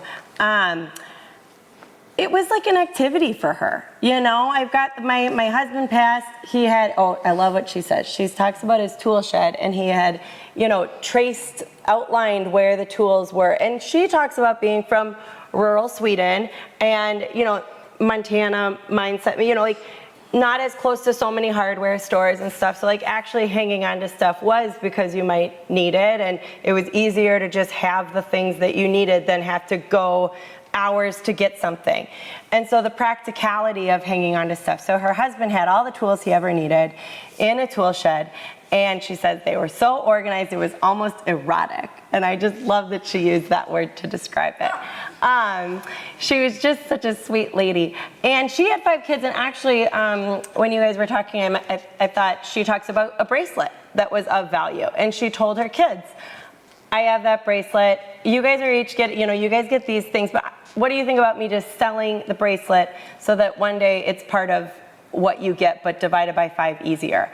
And that's the kind of thing where I think she really has that take care of it yourself instead of being like, oh, my kids can sell the bracelet. Because like Emily's saying, thanks, Mom, I have an 11-year-old, I'm busy enough, you know, it's not a moment right now, but it's like when that day comes, just expecting your loved ones to have an abundance of time to do the things that you didn't make time for is not necessarily a nice thing to do to them. And that's just like, you know, delayed decision making, but now you're imposing it on somebody else. So it's like, it's just kind of a little like soft kick in the tush to be like, take care of your stuff. You know, like you bought this stuff, you acquired this stuff, and she had helped death clean other people. So she knows that feeling of, I had to go through someone else's stuff. But with the husband's tools, she invited, you know, the kids over first. What do you want? They take what they want. Great, that's so exciting. I'm glad you have what you want. Then it's, okay, well now your friends, do they want to come over? And she got to get a kick out of interacting with these young people who would come and take the tools. And so it actually is a way to attract people into your life if you can say, hey, I've sorted. Maybe you do the big sort. And you say, I've sorted all this. I'm putting all of my belongings on a table, and come and get what you want. I'm open door, noon to 4, I'm serving lemonade and cookies, you know. Come and grab what you want, or just come say hi to me and grab nothing. Whatever's not off this table by 4 p.m. gets donated. Perfect. You know, you can host yourself a little party. People get to take your stuff away from you. You've given them the opportunity, and we're done with it. You know, so it's like that to me is part of the mindset. What I want to encourage, and by saying this conversation and by talking about it as much as I've been talking about it lately and plan to keep talking about it so much, is that this is going to happen, but they say the best time to figure out your senior living situation is before the fall. The worst time to figure out where you're going to live when you need it is when you need it. You want to know, you want to be on the wait list. You want them to know that you're on the wait list, and you want them to call every time that a room opens up at the community that you will one day live in and say, hey, there's a room that opened up, do you want it? And you say, nope, I am still kicking and loving where I am, but you call me next month when there's another. I love that you're calling me. This is my situation. I love the community. And they also say some of these communities go while you can still enjoy some of the amenities, because some are pretty nice. So it's like, this is where I went and visited my former childhood choir director. I know the house. I've been to her house. She had some super cool treasures from all around the world and decades. She had a fall. She got herself to a phone. She got the neighbors. She called. She got herself to a hospital. Well, the ambulance did. Between the time she was in the hospital, in the nursing home, now at Presbyterian homes, she never has been back in the house. The kids came in town. Nobody was from here. They all had to fly in town. They did a 4-day, come one, come all, grab what you want. And by the time she was back to herself, fully understanding what had all gone down, she only had what they thought to bring there. Didn't get to have a say in any of it.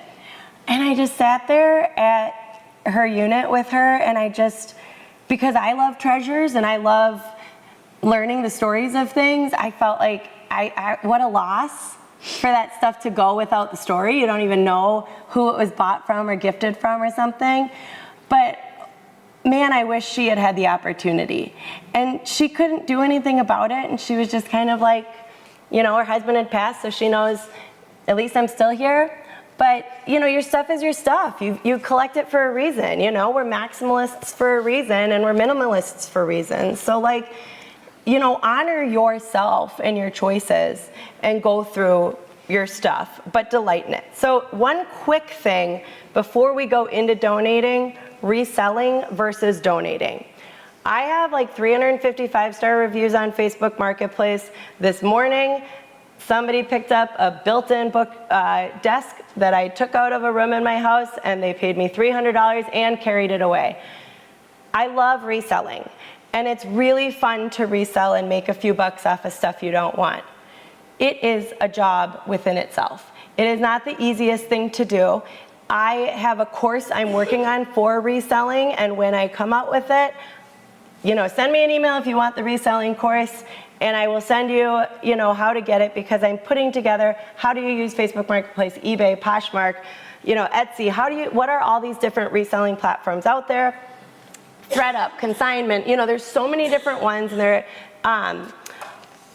it's a lot of work. And so sometimes it's worth it and sometimes it isn't. I'm happy to talk about that differently. We put in the flyer that we talk about reselling. This is the talk about reselling. Now we're getting into donating. We're not getting, there might be a couple consignment things within here. I know, like the first clothing one, but there's value in getting rid of your stuff. And so, and that's where with a client, and I'm one-on-one with someone, I can have a more, you know, candid conversation. I've done a 60-40% profit share on behalf of clients. So I've definitely sold stuff for my clients, but I even have to be cautious because I'm like, you know, if we're starting to sell something for $20, I'm paying you to sell it because I'm paying somebody to help. It's my time, I'm managing the communication. I've got to get someone to pick it up. I've got to hold on to it. So it's like, there's so many cost benefits. I love, love, love, love, love reselling, and I'm great at it. And I love a garage sale, and I love all of it. But I also want to encourage that there is just value in saying bye-bye. So, donating. We're going to do a quick little thing here, and then Emily and I are going to tag team telling you about resources in the Minnesota community for the next like half hour after, and then we're going to end with like a quick, and now that you're decluttered and you're feeling good, what are things that you can do to keep less stuff out of your life? So our question here, Audrey, are you prepared? What is something you've decluttered and felt really good about? And a bonus is to, you know, share a favorite way you rehomed something. Let's just do two. Okay. We got one in the back. Yes.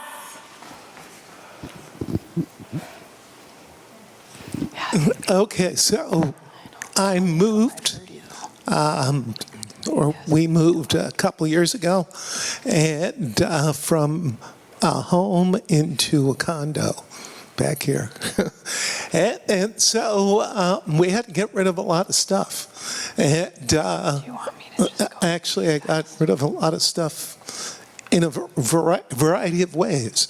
But one of my favorite ways of getting rid of stuff was simply putting it out on the curb. You know, I found that, you know, I had to make a decision as to, I did resell some stuff, or I did sell some stuff, I should say. But for the most part, I found that I wanted to get rid of stuff quickly, so the best way to do it was to give it away, and putting stuff on the curb was the way, my weapon of choice. Curb alerts are great. And some neighborhoods are great for that, and some make that a little more challenging. But definitely. Do we have one more? And then Emily's going to be our fast, because I was somebody who hasn't shared yet. 10 words, please.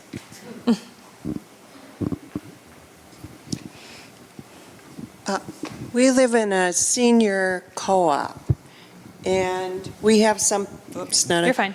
We live in a senior co-op in Nokomis East. It's sometimes called Nokomis Village. We have a free bench, and every now and then the office person puts limits on what you can put in the free bench. And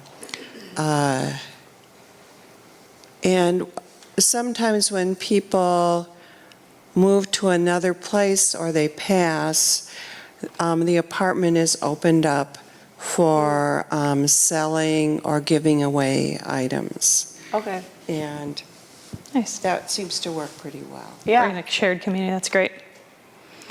Okay, we are going to move along because we have to. So, as we already mentioned, this list is not exhaustive. There are lots more resources, but I'm happy to answer questions if you have specific things you need to get rid of. So, a couple things. Reuse Minnesota, as I mentioned, we're a member-based organization. We have an online directory of all those members. At the top, you can click if you're looking for resell or nonprofit or donate. There's a few little things you can choose on how to sort them. So do check out our directory. It's just reusemn.org/directory, and you can find all of those there. Hennepin County, as Colleen mentioned, has a reuse map. So this is also a really great resource where you can go on, and when you get these slides, these things are hyperlinked, so you can click on there as well. This is another great place to find all sorts of stores and repair shops and all sorts of things in the reuse world. Dakota County also has one. Actually, I think Scott County has one as well. But a lot of the counties really want to prioritize this and support this, so they have put money and effort into these maps. I created one for the city of St. Louis Park specifically when I was there on staff, but great resources to check out. Okay, a few things, starting with clothes, because we all have them. Every household is going to have some of these, and some of these are a little bit niche, like specifically kids' clothes, but many of them are overarching. So Eco Chico and Soloware are run by a gal named Christelle, who was just on Colleen's show that you can hear this coming weekend. And she has two stores. Eco Chico is children's, so if you have kids stuff, that's a great resource. She does outright buying. It's not consignment, but it's outright buying, which if you have a question about that later, I can definitely answer that. But she just opened maybe 2 months ago, Soloware, which is adult clothing as well. So these are some great options if you live, especially in the East Metro. Arcs Value Village, many folks know Arcs. They've been around. They are a nonprofit. Eco Chico and Soloware are not nonprofits, but they are fantastic small businesses. Arcs is a nonprofit that supports folks with disabilities. So if that's something that is of value to you, they're a really great organization. They have their 3 stores. They take all sorts of things in addition to clothing.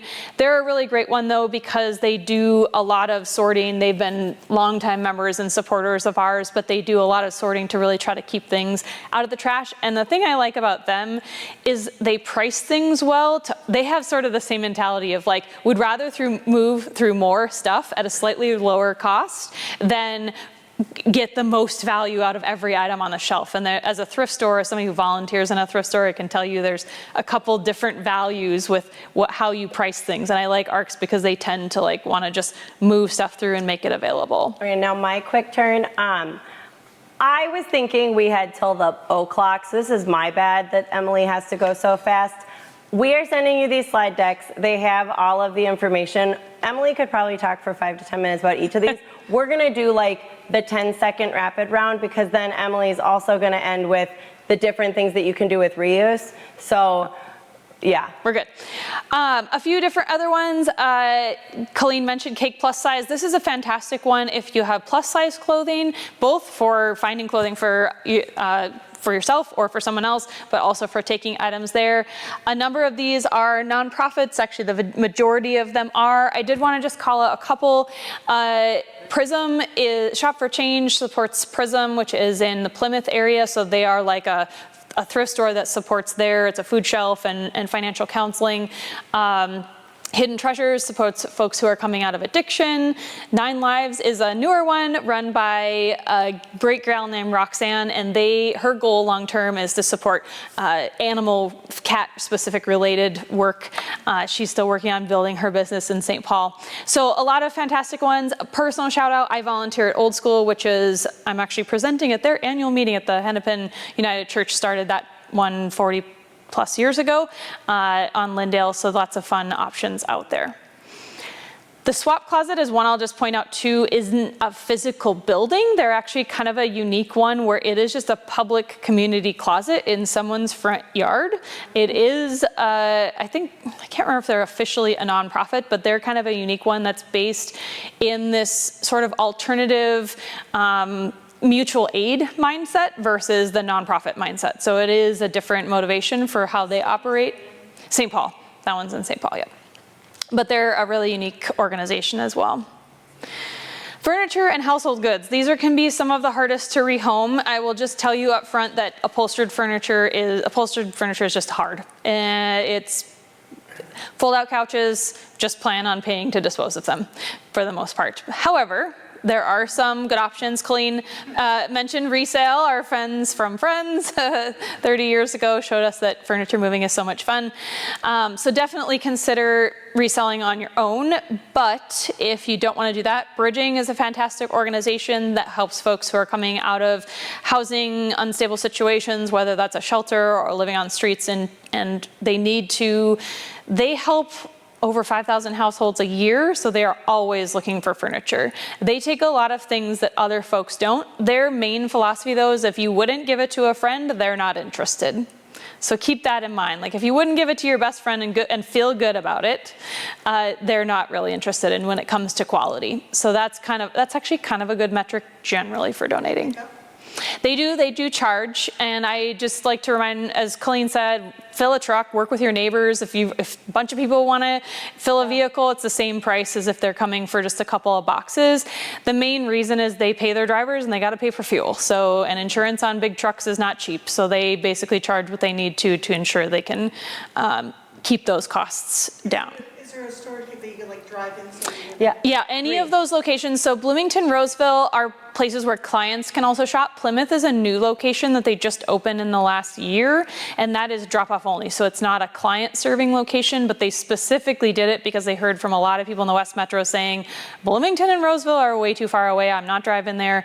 I actually live 8 minutes from the Plymouth location, and it is awesome. I go there regularly with things from the thrift store that don't sell, but they're still great for bridging. Building materials. This is a category that we don't often think about, but especially as you are either downsizing, you may realize that, oh, you do have a bunch of tools, or maybe even a door that you took off, and I say this because we have one of these, a door that was removed in a remodel, and you're like, maybe we'll use this somewhere later. I don't know. So Habitat Restore, many people know them. They also do take furniture, I'll just mention, at the New Brighton store in particular. They are a great organization. Just an FYI, they are part of Habitat, but they're all run independently, or in this case, regionally, the Twin Cities Habitat. So they are all a little different.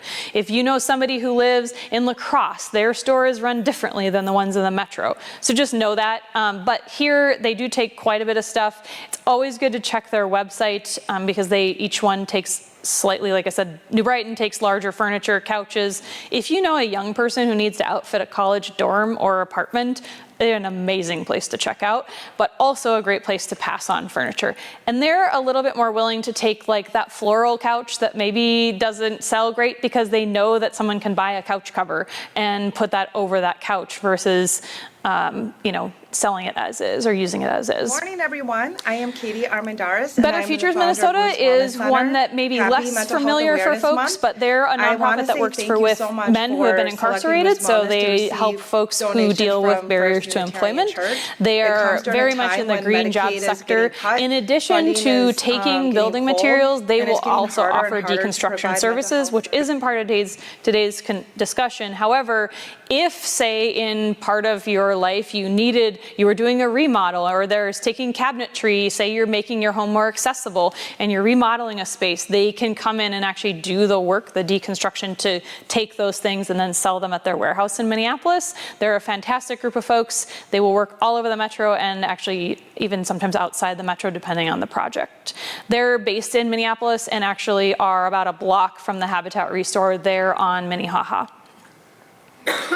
Electronics. This is a huge category and a really important one for people to be aware of how to dispose of things correctly, because electronic waste is the fastest growing stream of waste globally by pound. So there's just bajillions of pounds of this stuff. Most of us have a box or a drawer with things that need to be rehomed, right? Like old phones, cords.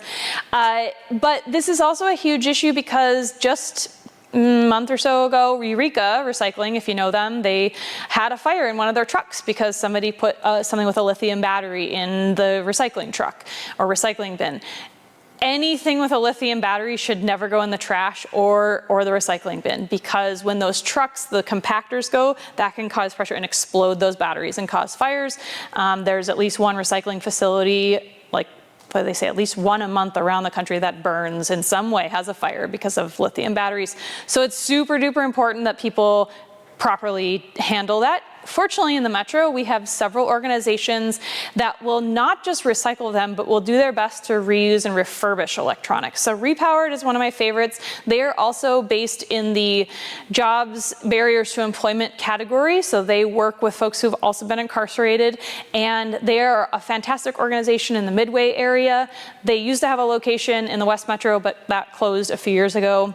They take electronics of many, many kinds, including some things that you may not necessarily think about as electronics, like vacuum cleaners.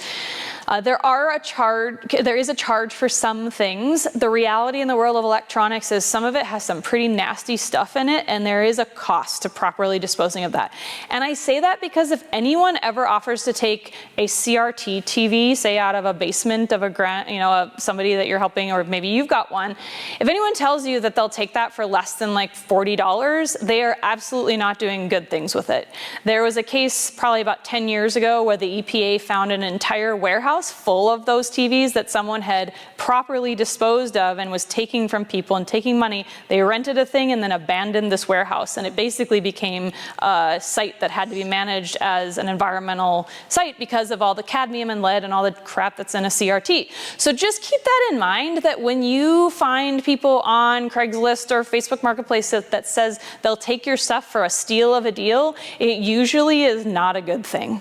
And I don't say that to scare people, because I know that the financial transaction, as Colleen was mentioning, like that can be scary, but usually it's too good to be true, especially when it comes to electronics and furniture. As I said, I work for the state, and one of the interesting things I got to do was collect all the waste data from the various other state agencies. So how much they recycle, how much they trash.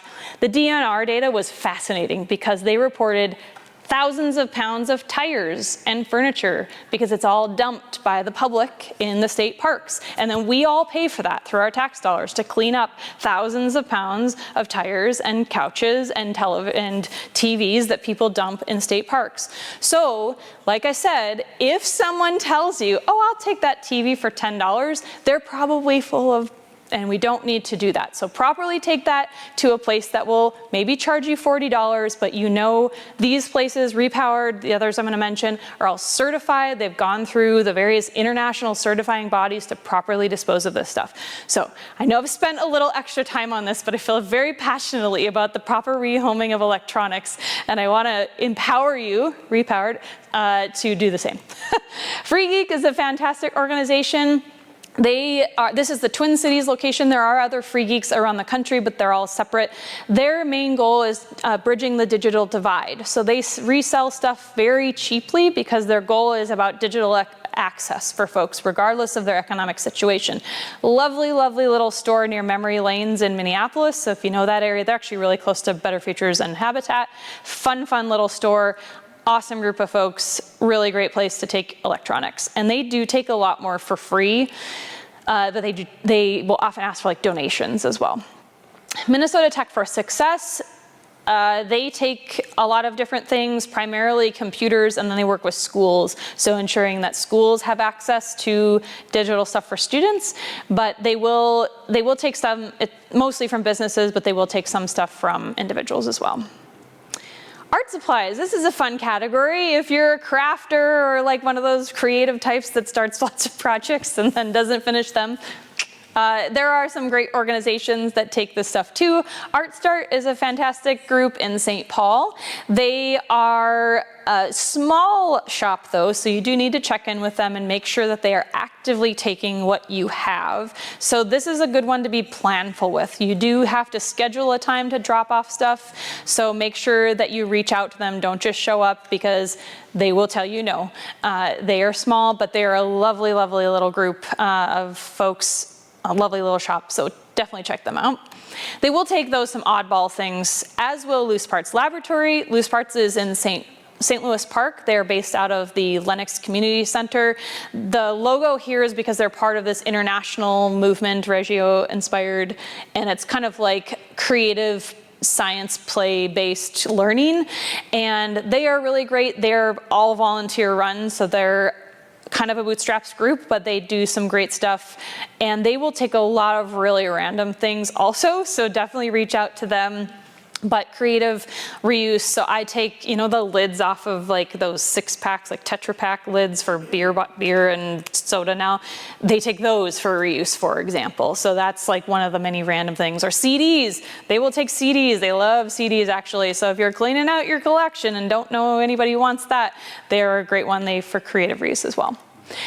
The Stashery is a newer resource from the Textile Center. This was kind of created out of the closure of Joann Fabric. They realized that there was a lot of people who didn't have a place to buy things and didn't like the alternatives, and so they opened this up. They sell all sorts of sewing and textile fiber related things, so you can donate if you're cleaning out your own fiber related stuff, embroidery, sewing.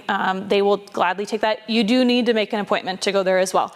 On their website you can book an appointment and they'll ask you kind of how much you have. If you're interested, they're going to be one of our tours in our August member meeting, so keep that in mind if you want to check them out. Medical supplies. This is a category that also can be really tricky actually, because most thrift stores do not want this, and I would actually implore you to please don't take this stuff to your local thrift store. It almost always will end up in the garbage. I know this because I rehome it from the thrift store where I volunteer, and it is so difficult to sell in a thrift store setting unless it's like brand new, and even then it really depends on what it is. Please don't take medical stuff to regular thrift stores. But Mano a Mano, which is in St. Paul, will take a lot of things. This is not an exhaustive list of what they take. Reach out to them if you're curious. They have an outdoor bin where you can come and load stuff, and then you fill out like a little sheet, because they do like to track like where everything's from. The stuff that they take mostly ends up in Bolivia, so they also they do like to track where things come from, just because of all of the things around customs. It's actually important for them to know like where things come from, but they will take a lot of things that you would otherwise have a hard time rehoming. Also, if you have expired medications, please do not put them down the drain. Hopefully people know that now. Please do not flush them under any circumstances. If you do want to just put them in the trash, that's fine. You can just do it, like put it in a bottle with a bunch of vinegar and put it in the garbage. That is safe for most things. In Hennepin County, that goes to the incinerator. Otherwise, if you take anything to like a Walgreens, or there are a number of other places, a lot of police departments have these now, it all gets incinerated. That's what happens to expired drugs. They just burn it all. Okay, a few things we wanted to call out. These are 3, I don't know the Picker's Paradise, but the other 3, or was that in reference to Junk's Truck? That's the store. Oh, okay. M&M. Okay, yeah. So these 3 entities are haulers that are members of Reuse Minnesota that are all very intentional about offering reuse components. So if you are wanting to get a dumpster, like American Dumpster Rental, he's actually on our board, and he will bring you a separate box for the stuff that's reusable. And so he's very intentional about providing that. The bearded hauler is actually up in the Bemidji area, and he is kind of cool because he works with cleaning out, but also taking stuff to nonprofits and making sure things get rehomed. So these are 3, and junk trucks in Northfield area, Dundas, but I think they will operate elsewhere, and American Dumpster Rental will come to the Metro too. But there are 3 great ones that really do include reuse as part of what they offer and not just putting it all in a dumpster. Hopefully you all know this, Washington County's here, Hennepin County also has a location. None of them in the Metro incorporate reuse for day-to-day stuff, but all of them have reuse opportunities for things like paint, stain, all of that. If it's a reusable option, it'll end up in there. There are lots of other options for rehoming things. I'm happy to answer specific questions. If you are like, I have this particular thing, what do I do with it? But definitely check our website. Can I add one? Yeah. Ramsey County has a really good environmental. Yeah, they have a new one in Roseville. Ramsey County's new one is great, and they've been hosting swaps out of there, which is also really cool, and that's something I'll mention in just a second too. So, okay, so now we're talking about, let's see here, I think we should we just skip these? Yeah, basically, if you go to, you can attend a Fix-It clinic. All of this is linked, and it's pretty much from, but the Fix-It clinics are cool. Go to the next, let's see, attend one. So have any of you been to a Fix-It clinic before, I assume? Yes, awesome. So those are all linked, so if you want to check it out.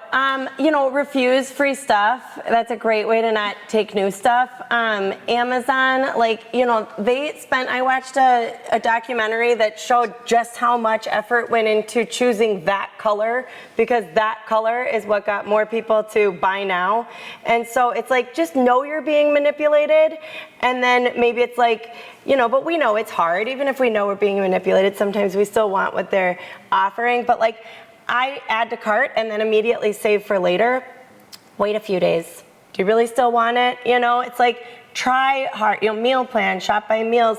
Be careful about Costco. Be careful about bulk buys. You know, if you maybe do it with friends, like you were saying, that was a great idea of like, ask a few people to do a bridging pickup. You know, like, coordinate with your neighbors, but, you know, see, hey, I never need as much of this, but I love the price. Do you want to split it? Hobbies, just being realistic, finding ways that you can do, you know, that's what I see a lot of that doesn't get done, and it's also a lot of impulse buying your hobbies. But politely decline party favors. And if you're if you go to a conference and they have a free thing, you know, I went to the Elder Resource Association Festival in Burnsville, and they had, you know, a nice little tote that tells everybody that ever sees you wearing it again that you went there, because it's on the side. You don't need to take the free tote. You can say no and have them know not to order so many next time. So it's just like being a little bit more conscious about what comes in. And then the Library of Things, a lot of them are members. I'll just mention one thing on this. These are also places that will sometimes take things you may want to rehome. So for example, the Southwest Lending Library is based in the Chanhassen area. They have an amazing, so this is a great way if you're worried about, if I let go of something, what if I need it? So a lending library, if you join as a member, you can then borrow the things they have. So if you have a 3-tiered cupcake stand and you're like, man, I might need that for a birthday party next year when my grandchild turns 5, if you're part of the Twin Cities Lending Library, they have one that you can check out.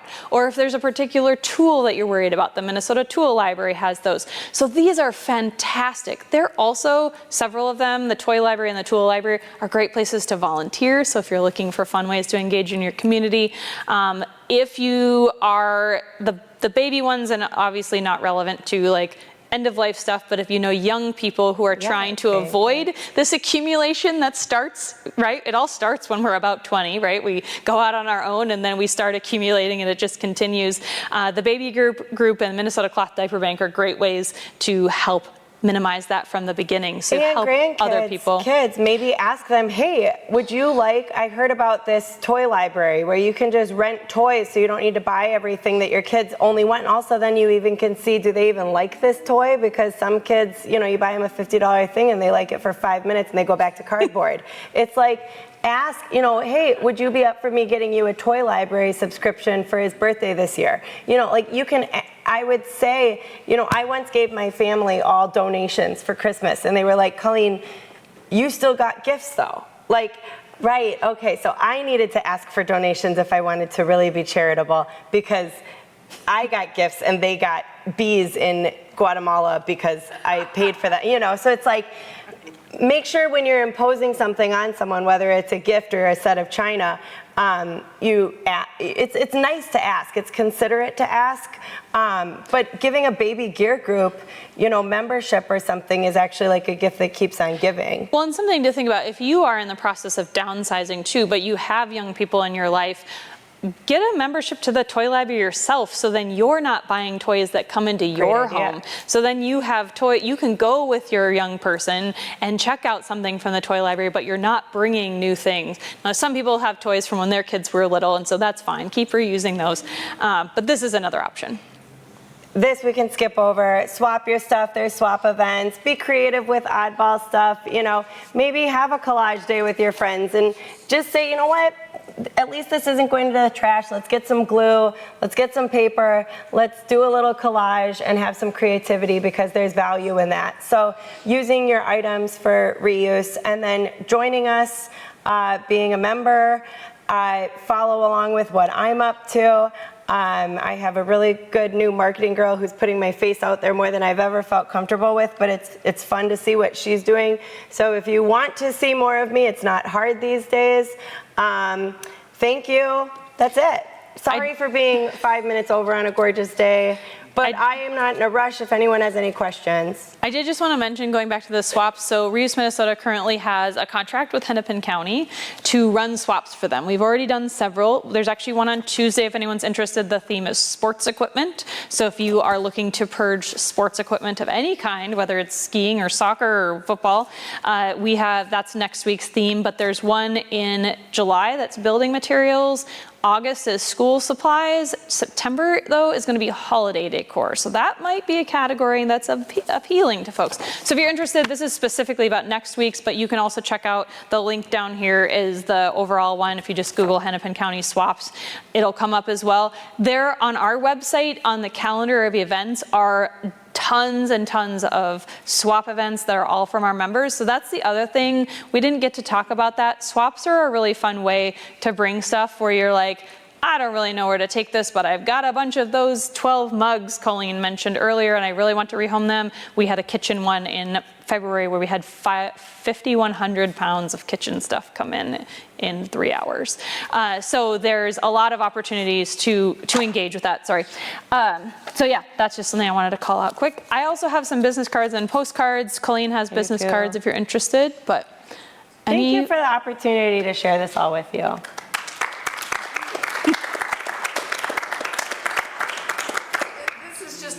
It's a timely thing. It's on NPR, and if you go to their website, there's a faculty member, woman up in Duluth. 3 of my friends sent me this, the rethreading the fibers. And, it's a machine that doesn't chop, which is one way of recycling textiles. It chops it. This one makes threads so it can be actually made